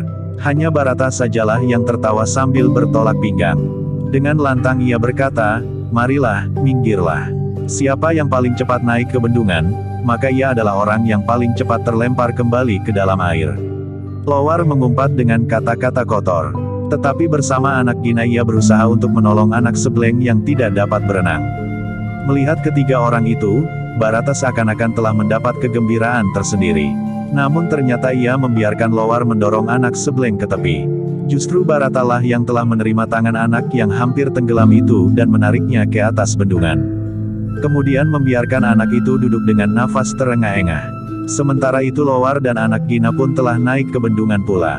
Wajah mereka menjadi merah oleh kemarahan yang menghentak-hentak dada. "Anak iblis, aku bunuh kau," geram Lowar. Tetapi Barata tetap tertawa. Katanya, "Kita mempunyai banyak kesempatan untuk bergurau sekarang. Biarlah orang-orang Bibis yang ada di sekitar bendungan ini mendapat hiburan yang agak lain dari yang selalu dilihatnya sehari-hari." Persetan anak Gina itu pun berteriak. Sementara itu Sebleng pun telah melangkah mendekati anaknya. Truna dan Gina pun mengikutinya pula mendekati anak-anak muda yang berada di atas bendungan itu. Namun demikian, di belakang mereka Gandar yang dipanggil Sindura itu pun melangkah menyusuri bendungan pula. Truna yang marah itu pun kemudian berteriak, "Kalian tidak berhati-hati. Nah, kalian telah melihat betapa liciknya anak padepokan itu. Sekarang jangan beri kesempatan lagi kepadanya. Bersungguh-sungguhlah, lemparkan anak itu ke dalam air dan jangan beri kesempatan lagi untuk menepi." Lowar dan anak Gina itu pun telah bersiap-siap. Mereka pun marah pula seperti Truna dan orang-orang tua mereka. Namun sementara itu anak Sebleng masih belum dapat ikut serta. Perutnya terasa mual karena banyak air yang masuk ke dalam mulutnya. Air yang keruh dan kotor. Barata memang sudah siap menghadapi kedua anak muda itu. Ketika ia melihat ketiga orang gegeduk itu meniti bendungan, hatinya memang menjadi berdebar-debar. Tetapi karena Sindura pun mengikuti mereka, maka Barata menjadi tenang karenanya. Lowar dan anak Gina yang marah telah bersiap menyerang Barata dan melemparkannya ke dalam air. Mereka menjadi lebih berhati-hati, agar bukan mereka lagi yang terjerumus ke dalam bendungan. Tetapi Barata pun telah bersiap pula. Sehingga karena itu, ketika kedua orang anak muda yang ingin mendorongnya itu melangkah mendekat, maka ia telah benar-benar siap. Yang mula-mula menyerang adalah Lowar. Ia telah menyerang Barata dengan kakinya. Jika ia berhasil mengenai dada Barata, maka anak itu akan terdorong dan jatuh menelentang ke dalam air. Namun serangan itu tidak berarti apa-apa. Barata berhasil bergeser selangkah ke samping, sehingga kaki itu sama sekali tidak menyentuhnya. Namun Barata justru telah memukul kaki itu dengan sisi telapak tangannya. Setan geram Lowar yang melihat ayunan tangan itu. Dengan serta-merta ia telah menarik kakinya kembali. Tetapi ketika kakinya itu menyentuh tanah, maka kakinya yang lainlah yang siap terayun. Tetapi ternyata bahwa anak Gina telah mendahului. Kakinya meloncat dengan loncatan panjang, sementara tangannya menjulur lurus mengarah kening. Sekali lagi Barata harus mengelakkan serangan itu. Ia bergerak mundur setapak sambil memiringkan kepalanya. Ternyata bahwa tangan anak Gina itu tidak menggapainya. Namun kaki Barata agaknya lebih panjang dari tangan anak muda itu. Sebelum lawannya menarik kakinya, Barata telah memiringkan tubuhnya. Kakinya bergerak cepat langsung mengenai ketiak anak Gina yang terbuka. Anak muda itu terdorong selangkah surut. Namun, hampir saja ia kehilangan keseimbangannya dan terjerumus sekali lagi ke dalam air. Lowar yang sudah siap untuk menyerang, terpaksa mengurungkan serangannya, karena garis serangannya tiba-tiba saja telah terhalang oleh anak Gina yang terdorong surut itu. Lowar memang tertahan. Ia menjadi kecewa dan mengumpat kasar. Karena itu, maka ia pun kemudian berkata kepada Barata, "Hei anak padepokan yang sombong. Jika kau benar-benar berani, marilah kita berkelahi di tempat yang luas, yang akan dapat menunjukkan kemampuan kita yang sebenarnya. Agar kalian dapat leluasa berkelahi berpasangan," sahut Barata. "Tutup mulutmu," bentak Lowar, "jangan menyesal jika aku akan meremukkan bibirmu dan merontokkan gigimu." "Aku sudah siap," jawab Barata. Lowar tidak menjawab lagi, tetapi ia berkata kepada anak Gina, "Kita meloncat turun." Lowar tidak menunggu jawaban. Ia pun segera meloncat turun ke bawah bedungan. Dengan sikap yang garang ia berdiri di tepian yang berpasir basah. Di sana-sini terdapat bebatuan yang kecil sampai dengan batu sebesar kerbau. Anak Gina pun termangu-mangu sejenak. Namun ia pun kemudian menyusul Lowar pula, meloncat turun sambil berteriak, "Jika kau bukan pengecut, turunlah." Barata termangu-mangu sejenak. Namun ketika ia berpaling ke arah Sindura, maka Sindura itu pun mengangguk pula. Karena itu, maka Barata pun telah meloncat turun pula. Demikian ia berada di atas pasir tepian, maka ia pun telah bersiap menghadapi kedua lawannya. Lowar ingin bertindak cepat. Dengan serta-merta ia pun telah menyerang Barata. Bertumpu pada tumitnya, ia memutar tubuhnya. Kakinya terentang dan terayun mengarah lambung lawannya. Tetapi Barata tidak terkejut mendapat serangan itu. Dengan langkah kecil ia bergeser dan mengelakkan serangan itu. Namun pada saat yang sama anak Gina telah menyerang pula. Anak Gina ini meloncat mendekat dan mengayunkan tangannya. Anak Gina memang ingin menghantam mulut Barata sebagaimana dikatakan oleh Lowar. Tetapi Barata telah menangkis serangan itu. Ia berhasil memukul tangan anak Gina itu ke samping. Ketika anak Gina itu terputar sedikit, maka Barata mempergunakan saat itu sebaik-baiknya. Sekali lagi ia menyerang anak muda itu. Dengan melangkah selangkah maju maka Barata mengayunkan tangannya. Yang kemudian dikenainya adalah lambung anak Gina itu. Terdengar anak itu terpekik perlahan. Dengan serta-merta ia meloncat menjauh sambil menyeringai menahan sakit. Barata ingin mempergunakan kesempatan itu sebaik-baiknya, selagi anak Gina itu masih belum siap menghadapi serangan berikutnya. Tetapi Lowarlah yang kemudian telah meloncat menyerang. Kakinya sekali lagi terjulur panjang mengarah ke perutnya. Serangan itu datangnya memang cepat sekali, sehingga Barata tidak sempat mengelak. Tetapi ia sempat merendahkan dirinya sambil berputar sedikit. Sikunya yang kemudian melindungi perutnya. Kaki Lowar yang kuat mengenai siku Barata. Demikian kerasnya sehingga Barata itu tergetar dan bergeser setapak surut. Namun Lowar pun seakan-akan telah terpental pula selangkah. Hampir saja ia jatuh terlentang. Namun ia masih berhasil menguasai keseimbangannya. Yang berada di atas tanggul, Sebleng telah mengguncang-guncang anaknya. Dengan kasar ia berkata, "Anak tidak tahu malu. Cepat bangkit dan turun ke dalam arena itu." Anaknya sebenarnya masih mual dan pening. Namun ia memang takut kepada ayahnya dan malu kepada kedua orang kawannya itu. Maka dipaksanya dirinya untuk bangkit. Dengan sisa tenaganya, maka ia menghentakkan kedua tangannya sebelah menyebelah, seakan-akan ingin menunjukkan bahwa tenaganya telah pulih kembali. "Cepat," teriak Sebleng, "ingat, kau adalah anak muda terbaik di Kademangan ini." Tetapi tiba-tiba saja Gina menyahut, "Anakkulah yang terbaik. Kita akan melihatnya nanti," geram Sebleng. Anak Sebleng itu pun dengan tergesa-gesa telah meloncat turun. Tetapi agaknya karena itu justru kakinya menjadi kurang mapan. Ketika kaki anak muda itu menyentuh pasir, maka tiba-tiba saja tubuhnya menjadi goyah, karena telapak kakinya miring, sehingga ia pun terjatuh meskipun tidak terlalu keras. Anak Sebleng itu memang tidak menjadi kesakitan. Tetapi ia benar-benar malu ketika ayahnya berteriak pula, "Anak dungu. Hati-hatilah. Jangan biarkan anak padepokan yang sombong itu mentertawakanmu." Anak Sebleng itu menggeram. Lalu katanya dengan suara lantang, "Aku akan memutar lehernya sampai patah." Yang tertawa adalah Gandar yang berdiri di atas tanggul. Dengan lantang pula ia berkata, "Mana kau dapat mematahkan lehernya? Baru meloncat turun dari bendungan saja kau sudah terjatuh. Sementara itu di dalam perutmu tersimpan berapa mangkuk air yang keruh itu. Jika kau minum 2-3 hari mendatang, mungkin airnya sudah menjadi agak jernih." "Tutup mulutmu," teriak Sebleng, "apakah kau mau ikut campur?" Tidak jawab Gandar yang dikenal bernama Sindura itu, "Biarlah anak-anak bermain dengan sesamanya yang sebaya. Atau barangkali agak lebih tua sedikit, karena kemenakanku itu memang masih remaja." "Persetan," teriak Truna, "jika kau tidak mau diam, aku yang akan menyumbat mulutmu dengan berunjung." Sindura memang diam, tetapi perhatiannya kemudian tertuju kepada Barata yang harus berkelahi melawan 3 orang. Ternyata Sindura memang harus memperhatikan dengan saksama. Barata memang sudah berlatih dengan keras. Ia telah mengikuti segala petunjuk Kiai Badra untuk menempa dirinya. Sehingga dengan demikian maka Barata telah menjadi seorang remaja yang kuat dan tangkas. Ia sudah mendasari dirinya dengan ilmu kanuragan, sehingga Sindura yakin bahwa bekal Barata akan jauh lebih banyak dari ketiga orang lawannya. Tetapi ketiga orang lawannya itu tentu telah mendapat tempaan pula. Selain dari orang tua mereka, hidup mereka pun penuh dengan tempaan pengalaman. Mereka tentu sudah terlalu sering berkelahi melawan siapapun juga. Bahkan mungkin melawan 2 atau 3 orang sekaligus, sementara hal itu tidak terjadi atas Barata. Remaja itu belum pernah bersungguh-sungguh berkelahi melawan kekerasan yang apalagi kasar seperti ketiga orang lawannya itu. Namun tiba-tiba Barata itu langsung dihadapkan kepada 3 orang sekaligus. Meskipun ia mempunyai bekal yang cukup, namun mungkin sekali anak itu akan menjadi bingung. Namun ternyata bahwa Barata mampu menempatkan dirinya. Meskipun ketika lawannya menjadi semakin keras dan kasar, tetapi tidak sebagaimana diduga oleh Sindura bahwa ia menjadi bingung. Dengan tangkasnya Barata meloncat, melenting, dan menghindar. Namun tiba-tiba saja ia meluncur dengan cepatnya, menyerang lawannya.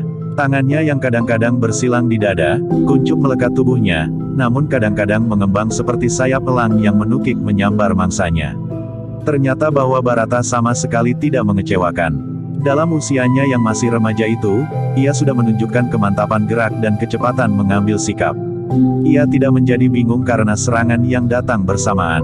Namun ia mampu memilih gerak yang paling menguntungkan menghadapi keadaan yang gawat. Sindura mengangguk-angguk. Ketika ia berpaling ke arah Truna, maka dilihatnya laki-laki bertubuh kekar, berjambang dan berkumis lebat itu menjadi tegang. Bahkan kemudian terdengar ia mengumpat, "Hei anak-anak tikus. Kenapa kalian tidak mampu segera memilih leher anak padepokan yang sombong itu? Jangan membuat persoalan geram gina, itu anakku.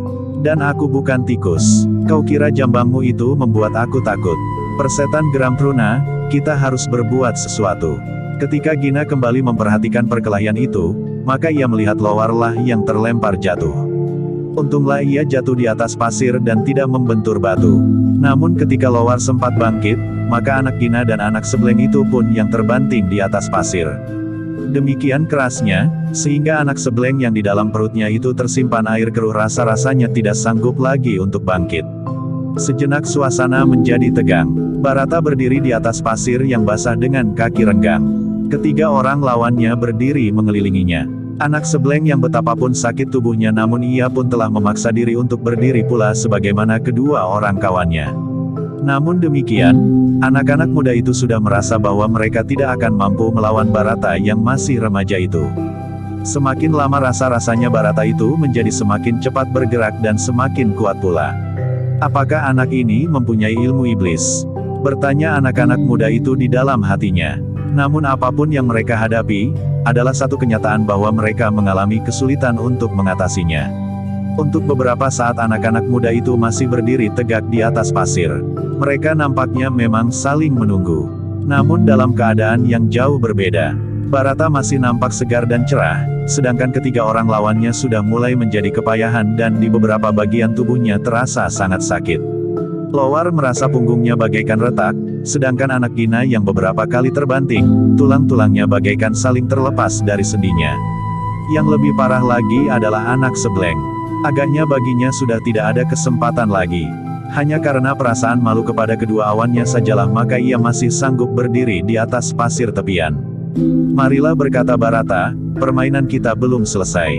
Jika kalian masih ingin melanjutkan permainan gaya kademangan bibis ini, aku masih bersedia, meskipun permainan seperti ini bukan ciri permainan padepokanku." "Persetan," teriak Truna, "hancurkan anak sombong itu. Kenapa kalian hanya berdiri bingung seperti kerbau dungu? Jangan umpati anakku," geram Gina. Tetapi Truna tidak menghiraukannya. Katanya, "Meloncatlah, menerkamlah seperti seekor harimau, atau kalau tidak seperti seekor serigala atau kucing hutan.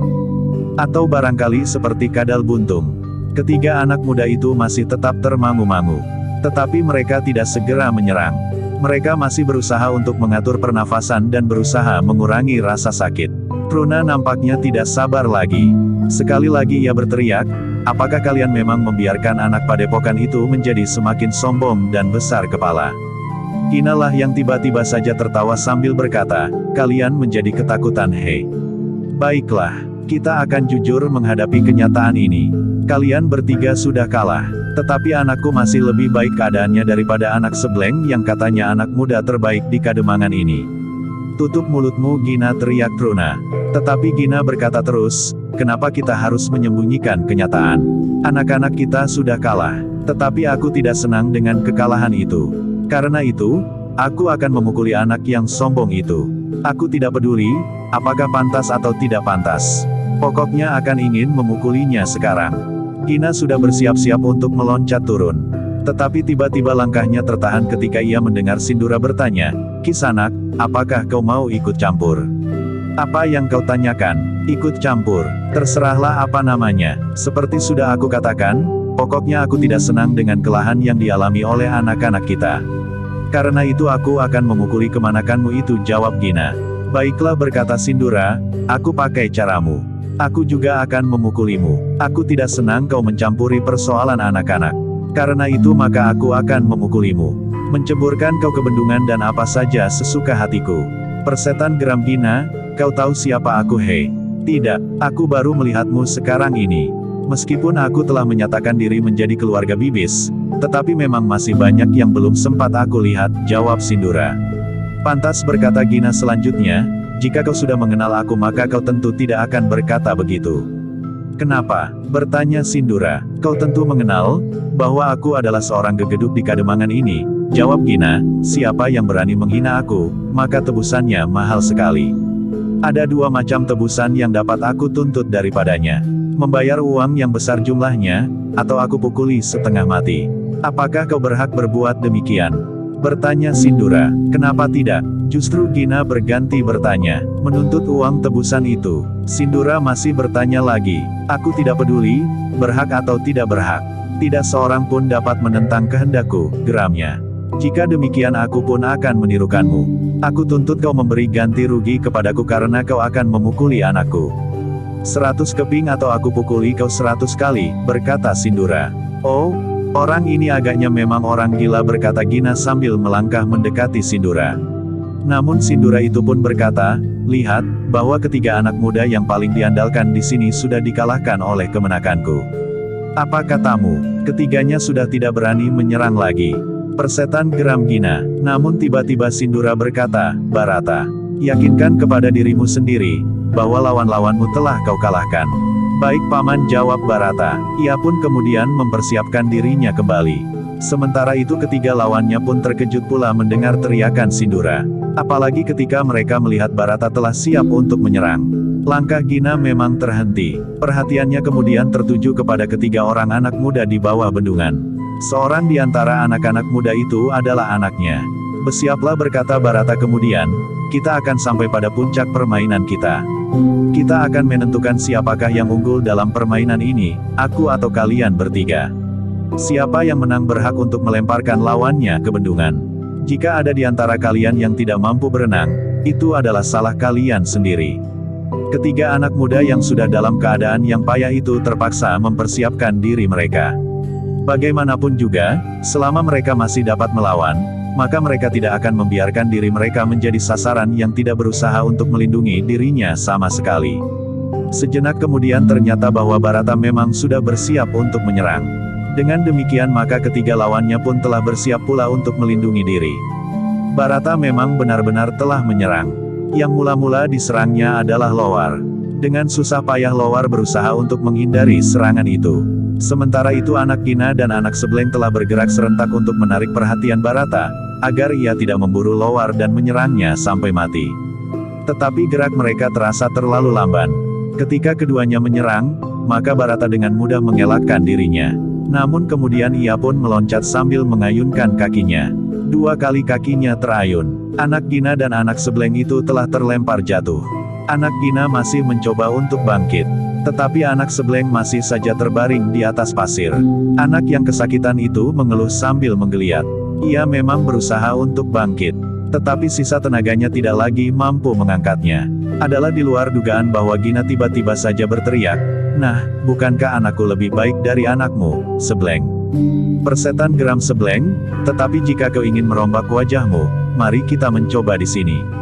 Aku tidak berkeberatan, tetapi aku ingin menyelesaikan orang yang sangat sombong ini lebih dahulu," berkata Gina sambil memandang ke arah Sindura. "Jadi benar kita akan berkelahi."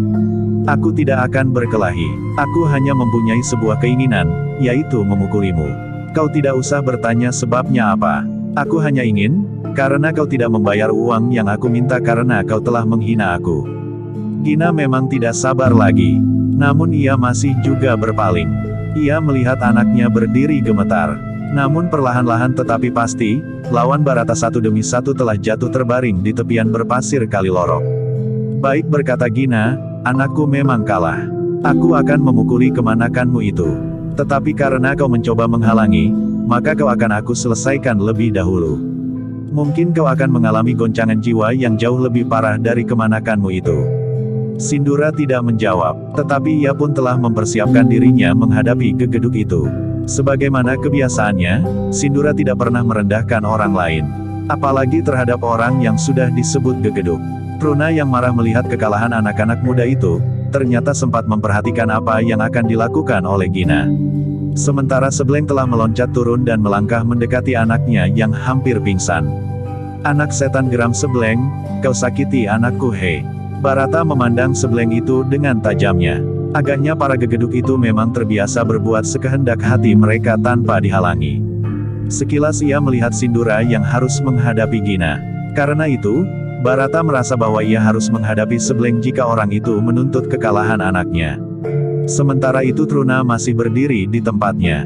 Sekali-sekali ia memperhatikan Gina, namun kadang-kadang ia memperhatikan Sebleng yang berjongkok di dekat tubuh anaknya yang terbaring. "Kisanak," berkata Barata, "aku sama sekali tidak sengaja menyakiti anakmu. Bukankah aku hanya membela diri? Anakmu lah yang telah mendahului menyerang aku, justru bertiga.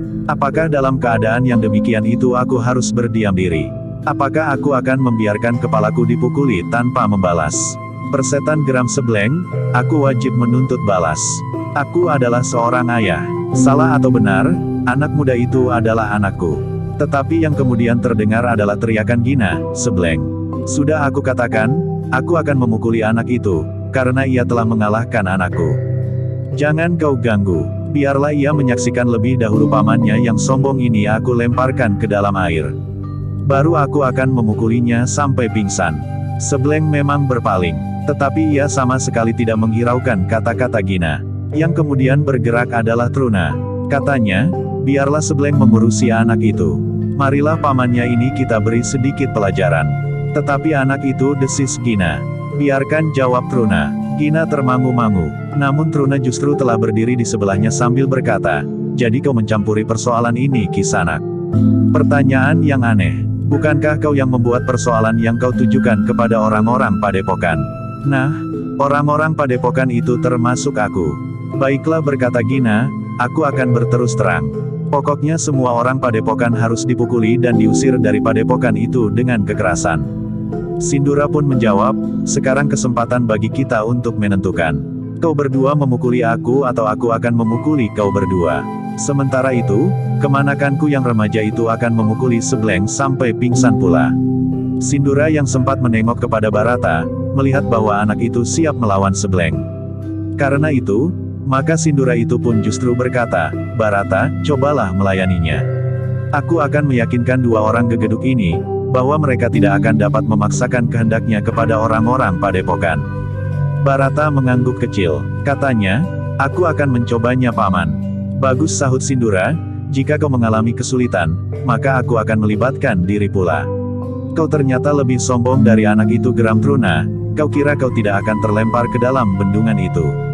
Sindura tidak menjawab. Agaknya ia benar-benar harus menunjukkan orang-orang yang disebut gegeduk itu, bahwa mereka bukannya orang-orang yang dapat berbuat apa saja yang mereka inginkan. Sejenak kemudian Gina yang mendendam Sindura karena kekalahan anaknya itu pun telah bergerak. Ia bergeser justru mendekat, hampir tergapai oleh jari-jari tangan yang terjulur. Sindura melihat sikap Gina itu dengan hati-hati. Orang itu terlampau yakin akan kemampuannya. Agaknya ia belum pernah membentur kekuatan yang seimbang. Meskipun demikian, Shindura itu benar-benar telah mempersiapkan diri. Ia belum dapat menduga seberapa jauh tingkat kemampuan lawan-lawannya itu. Memang Gina lah yang pertama-tama menyerang Shindura. Ia melangkah maju sambil mengayunkan tangannya, tidak terlalu keras untuk memancing gerak Shindura.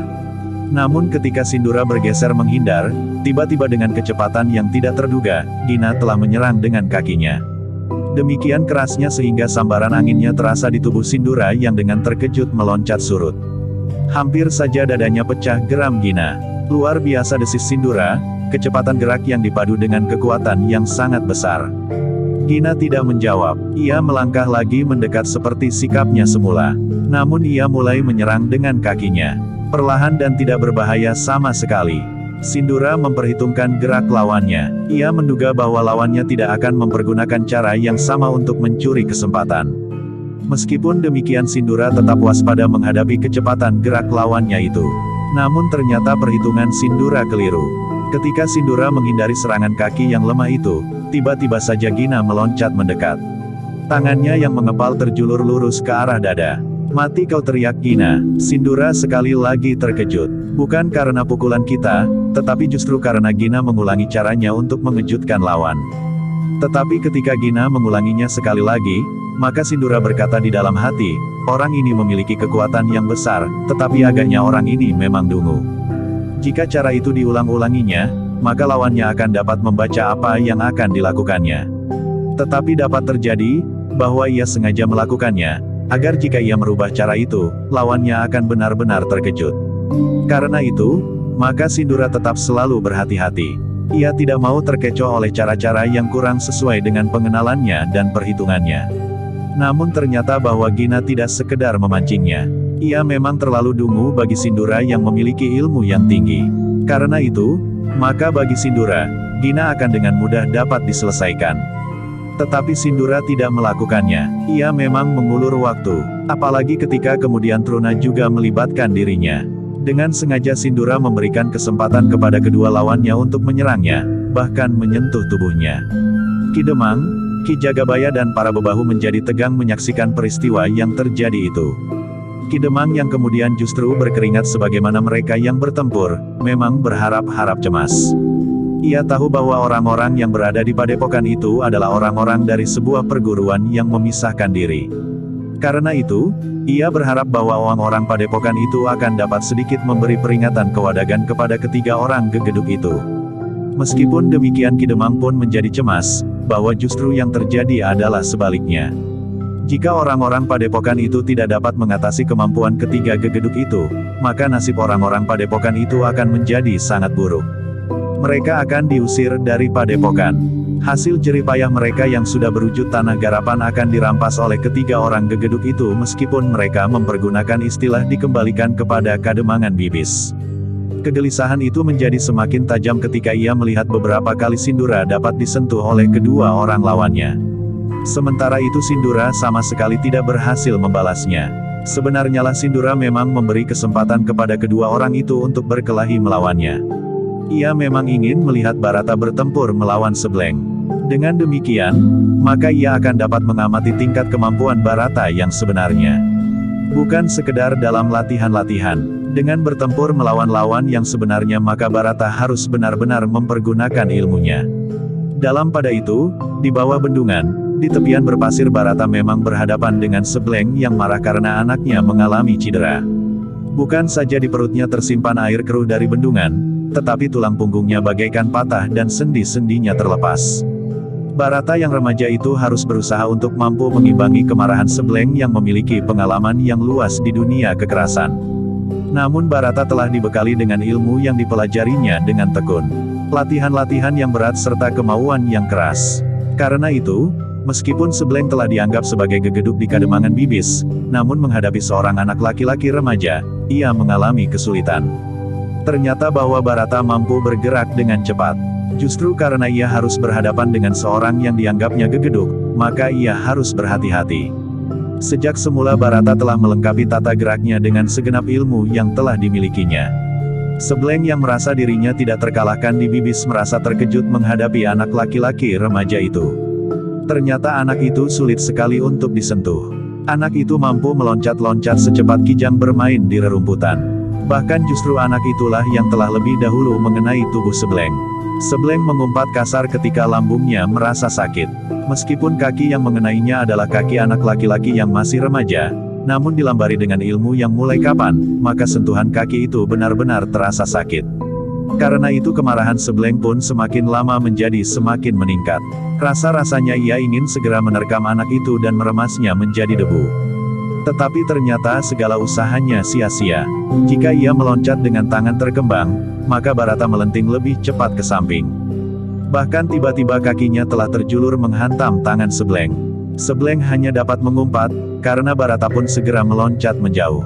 Demikianlah terjadi beberapa kali. Sebleng ternyata tidak mampu mengatasi kecepatan gerak anak laki-laki remaja itu. Bahkan semakin lama anak itulah yang semakin sering menyakitinya. Sekali kaki anak itu mengenai lengannya, namun kemudian lambungnya dan dadanya. Sedangkan, Sebleng sendiri sama sekali tidak mampu menyentuh Barata, bahkan bajunya sekalipun. Sementara itu, Sindura masih juga bertempur melawan kedua lawannya. Jika mereka itu dengan cepat dikalahkan, maka tentu akan mempengaruhi perlawanan Sebleng, sehingga ia tidak akan dapat melihat lebih jelas lagi wujud dari kemampuan Barata. Karena itu maka ia dengan sengaja membiarkan kedua lawannya masih tetap bertempur melawannya. Sementara itu Kiai Tapis memperhatikan Barata yang bertempur melawan Sebleng dengan saksama.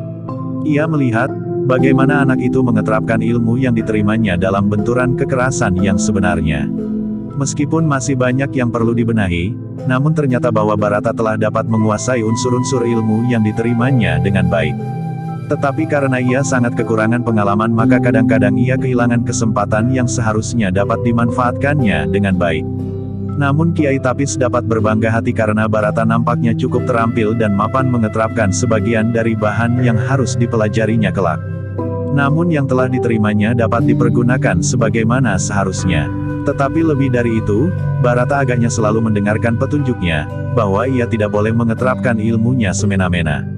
Terhadap mereka yang tidak memiliki kemampuan setinggi dirinya, maka Barata harus mengekang diri. Ia harus mampu menilai persoalan apakah yang sebenarnya sedang dihadapi. Jika persoalannya bukan persoalan yang sangat gawat, maka ia harus masih selalu membatasi diri. Ternyata demikian pula sikap Barata terhadap Sebleng. Barata tidak dengan serta-merta menghancurkan Sebleng. Tetapi Barata cukup mempergunakan sebatas ilmunya yang diperlukan untuk menghentikan perlawanan Sebleng. Dengan kasar Sebleng yang terdesak itu mengumpat-umpat. Namun betapapun ia berusaha, namun ia tidak dapat mengatasi kemampuan laki-laki remaja itu. Bahkan setiap kali ia harus menyeringai menahan sakit, karena pukulan-pukulan Barata yang mengenainya. Lambungnya yang beberapa kali dikenai serangan kaki dan tangan, pundaknya yang bagaikan patah, lengannya yang rasa-rasanya menjadi bengkak dan isi dadanya yang rasa-rasanya menjadi lumat. Dengan demikian maka seluruh tubuh Sebleng bagaikan menjadi remuk. Setiap kali ia bergerak, maka ia harus mengatasi rasa sakit yang tidak terkira menusuk di hampir seluruh tubuhnya. Ki Demang Bibis, Ki Jagabaya, para bebahu dan orang-orang yang berkerumun di bawah bendungan akhirnya harus menyaksikan satu peristiwa yang bagi mereka hampir tidak masuk akal. Sebleng, gegeduk yang tidak terkalahkan di Kademangan itu ternyata harus menyerah kepada seorang anak laki-laki remaja. Betapapun Sebleng menghentakkan kekuatan dan kemampuannya, namun ia pun akhirnya jatuh terduduk di atas pasir. Tenaganya benar-benar telah terkuras habis. Namun keringat Barata pun mengalir di seluruh lubang kulitnya. Nafasnya memang menjadi terengah-engah. Bagaimanapun juga ia harus mengerahkan segenap kemampuannya untuk mengalahkan Sebleng yang berpengalaman itu. Sindura yang bertempur melawan Gina dan Truna, yang melihat Sebleng dikalahkan telah berkata lantang, "Bagus Barata. Kau akhirnya berhasil menundukkan gegeduk itu." "Tutup mulutmu," teriak Truna. "Biar saja mulutnya berteriak," sahut Gina, "aku akan merobeknya sampai ke telinga."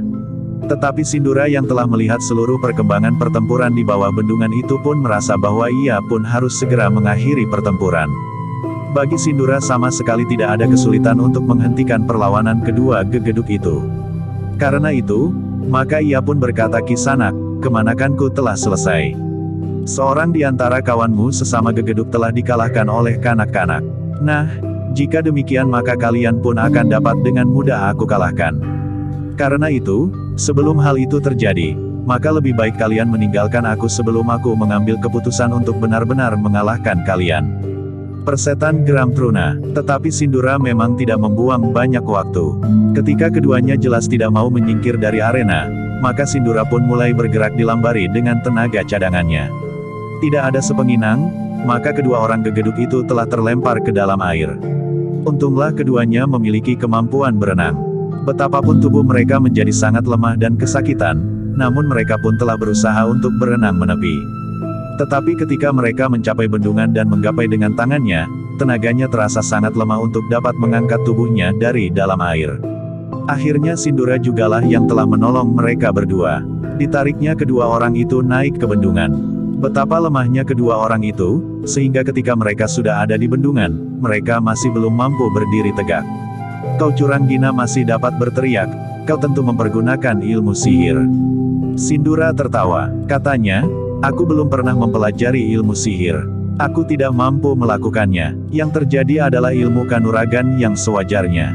Persetan geram Truna. Nah berkata Sindura, seperti yang aku katakan, maka aku akan memukuli kalian karena kalian akan memukuli anak kemanakanku itu. Gina yang akan melakukannya, bukan aku, sahut Truna. Iya, orang ini yang akan melakukannya, jawab Sindura.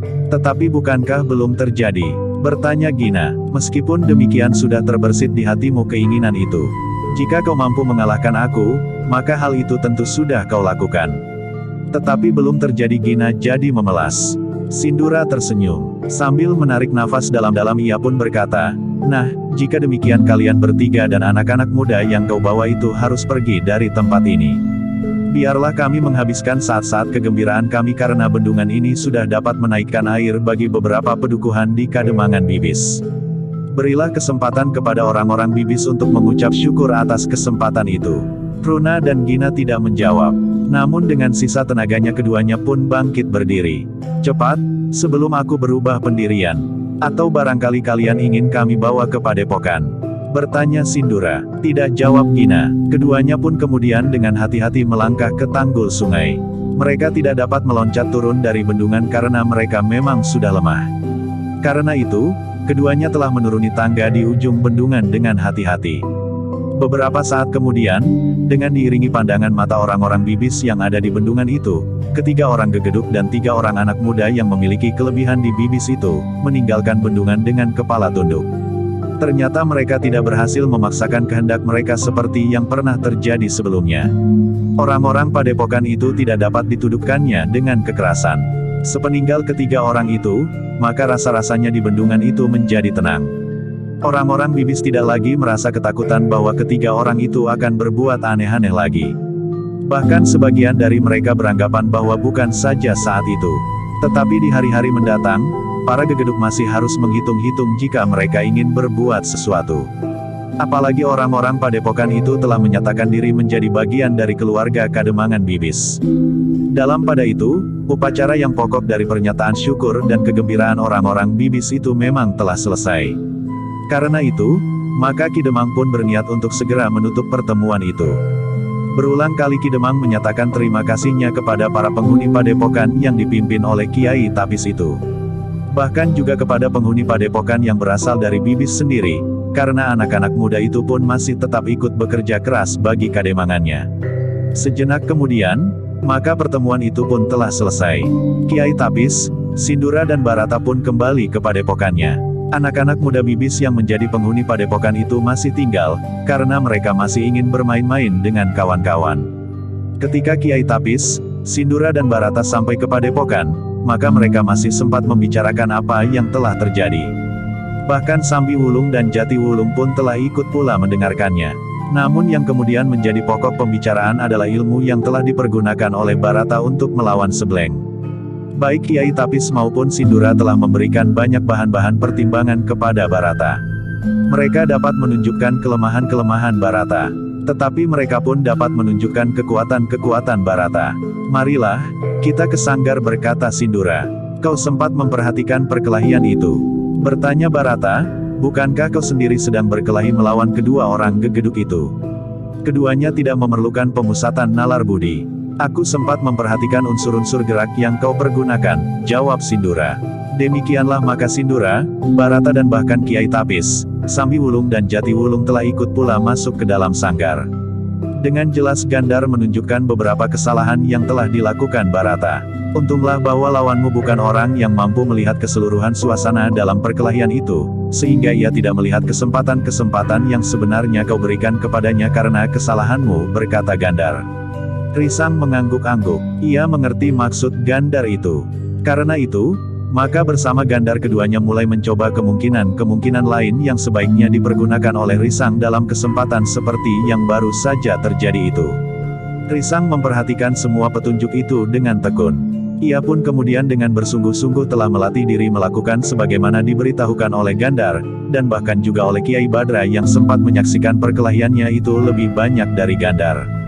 Ternyata bahwa keringat yang mengalir dari tubuh Risang di sanggar itu jauh lebih banyak daripada saat-saat ia berkelahi di bendungan. Namun dengan demikian Gandar ingin menunjukkan kesalahan-kesalahan Risang itu segera sebelum anak itu melupakannya. Dalam pada itu, ternyata telah terjadi satu perkembangan tata kehidupan yang baru di Kademangan Bibis.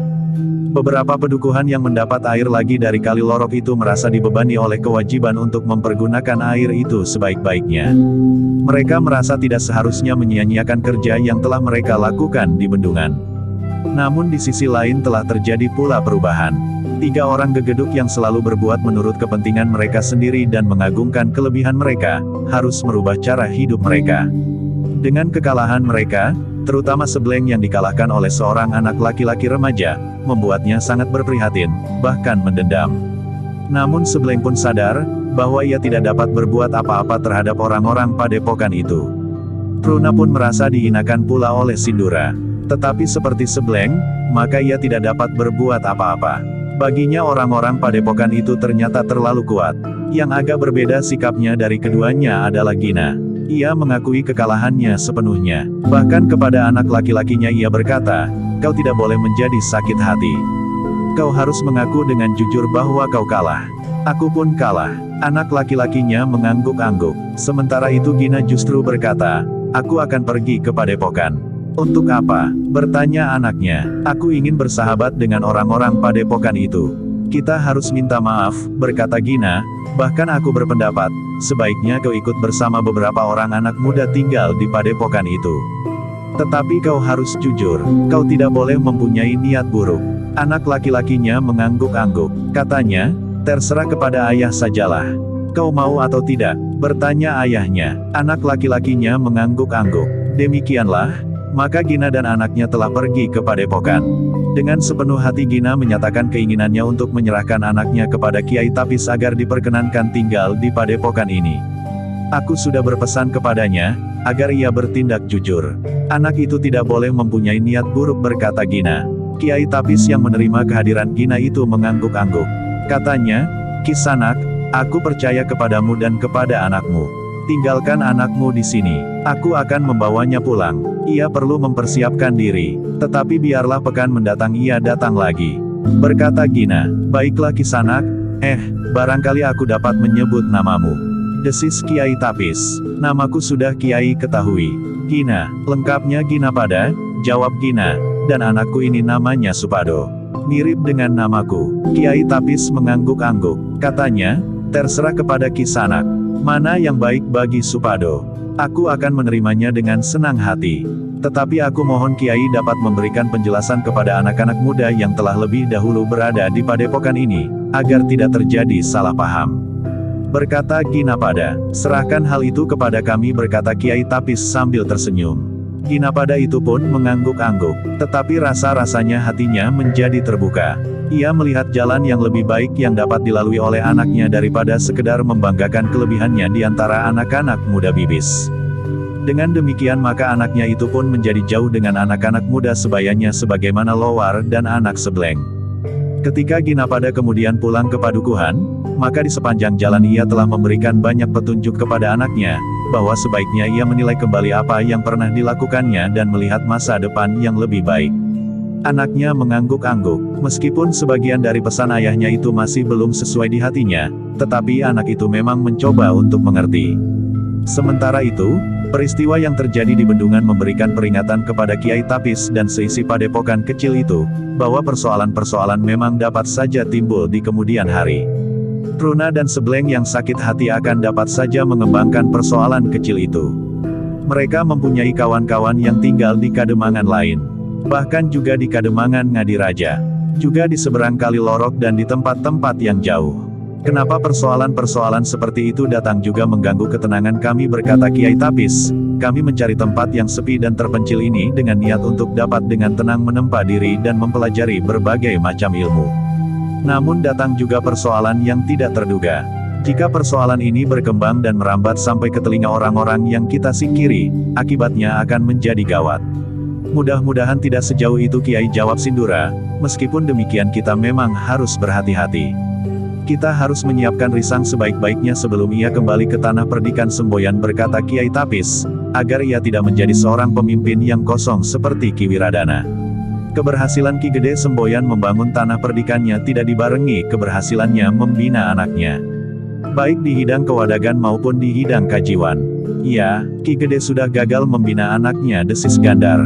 Tetapi dengan nada rendah Kiai Tapis berkata, nampaknya Ki Gede pernah juga mempunyai bayangan hitam di dalam liku-liku hidupnya. Namun semuanya itu sudah terhapus oleh keberhasilannya membina tanah perdikan Semboyan. Ternyata bahwa ia mempunyai persoalan yang khusus dengan Kalamerta. Gandar mengangguk-angguk. Namun katanya, mudah-mudahan Risang berhasil mengatasi saingannya. Kiai Tapis pun mengangguk-angguk kecil. Namun beban yang berat terasa selalu menekan pundaknya. Namun dalam pada itu, padepokan kecil itu masih saja selalu berkembang, sejalan dengan perkembangan Kademangan Bibis. Supado yang berada di padepokan itu ternyata memenuhi harapan ayahnya. Ia tidak lagi menjadi anak yang bengal. Ia justru menjadi sahabat yang baik bagi anak-anak muda Bibis yang berada di padepokan. Untuk memenuhi harapan anak-anak muda Bibis, maka Sindura pun telah memberikan beberapa latihan olah kanuragan. Hal itu bukan saja untuk kepentingan anak-anak muda itu sendiri, tetapi jika pada satu saat bahaya yang sebenarnya mengancam padepokan itu, maka padepokan kecil itu sudah bersiap.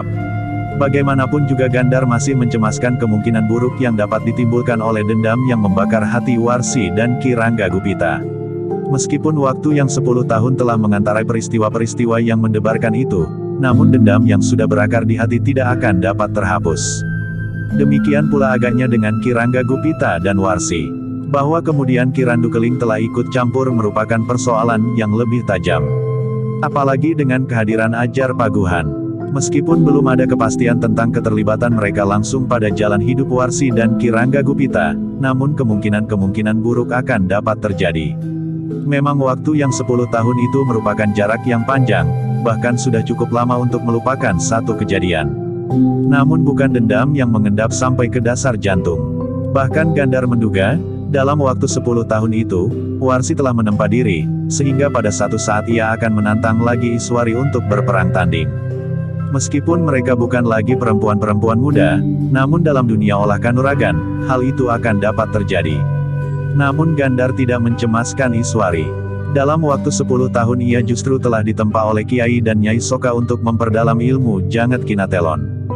Jika Warsi memang menghendaki perang tanding, maka Iswari tidak akan mengecewakan. Meskipun Nyai Soka menjadi semakin tua serta garis-garis umur di dahinya nampak semakin dalam, tetapi ia masih mempunyai kemampuan yang jarang ada duanya. Yang harus diperhatikannya pula adalah Risang itu sendiri. Anak Wiradana yang lain, yang lahir dari istri keduanya adalah juga seorang laki-laki. Tidak seorang pun di antara para pemimpin tanah perdikan Semboyan yang mengetahui di mana Pugu itu berada. Tetapi jika ia juga berada di tangan Ki Randu Keling dan Ajar Paguhan, maka masa datang bagi Pugu tentu akan berkiblat juga pada tanah perdikan Semboyan. Seandainya Pugu tidak lagi merasa mungkin untuk mengambil kedudukan ayahnya, karena mungkin juga pengaruh Pajang, dan sikap orang Semboyan sendiri, namun Pugu akan dapat selalu mengganggu ketenangan hidup Risang dan bahkan mungkin ia akan menuntut bagian warisan dari Risang, karena Pugu adalah anak Wiradana yang sah seperti juga Risang.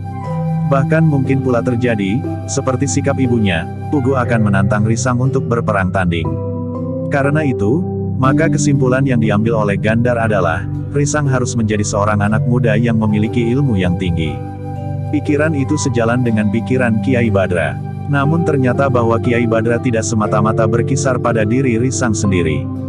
Jika Risang memiliki kemampuan yang tinggi, maka ia akan dapat menjadi pelindung yang baik. Dengan kemampuannya ia akan dapat menjadi sahabat yang siap untuk menolong sesama. Sehingga dengan demikian maka Risang benar-benar akan dapat mengabdikan hidupnya kepada sumber hidupnya dan kepada sesamanya. Dengan landasan pikiran itulah maka Kiai Badra benar-benar berusaha untuk menempa Risang agar ia menjadi seorang yang benar-benar berilmu tinggi sebagaimana kakek dan ibunya. Sementara itu Risang sendiri dengan sepenuh minat telah bekerja keras untuk memenuhi keinginan Kiai Badra itu, dilambari dengan kesadaran akan tanggung jawabnya sebagai cucu kepala tanah Perdikan yang kelak akan menggantikan kedudukan itu. Karena itulah maka Risang tidak pernah mengeluh jika ia harus melakukan latihan-latihan yang berat. Tidak hanya di sanggar, tetapi kadang-kadang Kiai Badra dan Gandar membawanya di alam terbuka. Di sungai, di padang perdu, di padang rumput dan kadang-kadang di dalam hutan.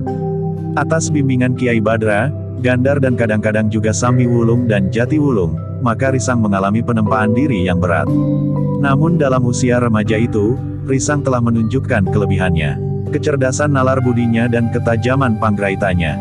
Sehingga dengan demikian maka orang-orang yang membimbingnya memang mempunyai harapan yang besar, bahwa Risang akan dapat menjadi anak muda yang jarang ada duanya. Di samping latihan-latihan yang berat, Risang mempunyai kebiasaan yang menarik. Dalam saat-saat senggang maka ia mempunyai kesenangan memperhatikan cara hidup berbagai jenis binatang. Dari binatang yang kecil sampai binatang yang besar. Beberapa kali Risang bersama Gandar berada di hutan untuk melihat-lihat berbagai jenis binatang yang hidup dalam satu susunan kehidupan yang keras seakan-akan tanpa perlindungan bagi yang lemah. Pernah Risang duduk di atas dahan pohon untuk waktu yang lama sambil memperhatikan keadaan di sekitarnya. Risang sempat menyaksikan seekor harimau yang menerkam seekor kijang yang terlambat melarikan dirinya. Namun hatinya tergetar juga ketika pada suatu saat Risang melihat seekor ular yang besar tergantung pada cabang sebatang pohon raksasa. Ular itu membelit dengan ekornya, sementara kepalanya yang tergantung itu pun bagaikan terayun-ayun dekat di atas tanah. Untuk beberapa lama Risang menunggu ular itu dari kejauhan di atas dahan sebatang pohon yang besar pula. Dari celah-celah pepohonan hutan ia dapat melihat apa yang dilakukan oleh ular itu. Namun ternyata bahwa hampir semua binatang hutan telah menyingkir. Sehingga untuk waktu yang lama, ular itu tidak dapat menangkap seekor binatang pun. Risang tidak dapat menunggui binatang itu terlalu lama. Ia pun kemudian turun dan beranjak pergi. Namun langkahnya terhenti ketika ia melihat seekor ular sebesar pergelangan tangannya terhenti sedang mengintai seekor tikus yang lengah. Tikus tanah yang besarnya hampir sama dengan seekor kelinci, sedang bersiap-siap untuk menggali lubang. Ketika tikus tanah itu mulai bergerak menggali maka tiba-tiba kepala ular itu terjulur. Begitu cepatnya menyambar tikus tanah itu. Tetapi ternyata bahwa tikus tanah itu bergerak lebih cepat. Demikian nalurinya menyentuhnya, maka tiba-tiba kaki belakangnya telah melemparkan seonggok tanah tepat mengenai mata ular itu, sehingga ular itu mengurungkan patukannya dan justru bergeser mundur. Kesempatan itu dipergunakan sebaik-baiknya oleh tikus tanah itu untuk melarikan diri. Namun ular yang marah itu pun masih berusaha untuk mengejarnya meskipun agaknya ia akan ketinggalan. Tetapi Risang tidak tahu apa yang terjadi kemudian atas tikus itu. Ternyata bahwa pengamatannya atas berbagai macam binatang itu memberikan manfaat juga kepadanya. Dalam pengembangan ilmunya, maka gerak burung-burung yang cepat dan lincah sangat mempengaruhinya. Burung sikatan yang menyambar belalang. Burung, air yang menyambar ikan yang sedang berenang di bawah permukaan air. Alap-alap yang kecil namun yang mampu mengejar dan menaklukkan burung merpati yang lebih besar. Paman berkata Risang pada suatu saat kepada Gandar, aku dengar bahwa ada perguruan-perguruan yang memberikan pertanda dari perguruannya sebagai lambang yang tentu saja mempunyai arti yang baik menurut para pengikutnya itu. Ia jawab Gandar, memang ada perguruan yang memberikan pertanda bagi perguruan itu. Bertanyalah kepada Sambi Wulung dan Jati Wulung. Mereka pun mempunyai pertanda tersendiri. Namun mereka memang berniat untuk meninggalkan perguruannya itu. Jika demikian kenapa kita tidak memberikan pertanda bagi perguruan kita? Bertanya Risang. Biasanya perguruan itu menentukan nama lebih dahulu, barulah lambangnya. Kita memang tidak menentukan nama dan perlambang itu. Bersambung ke jilid 2.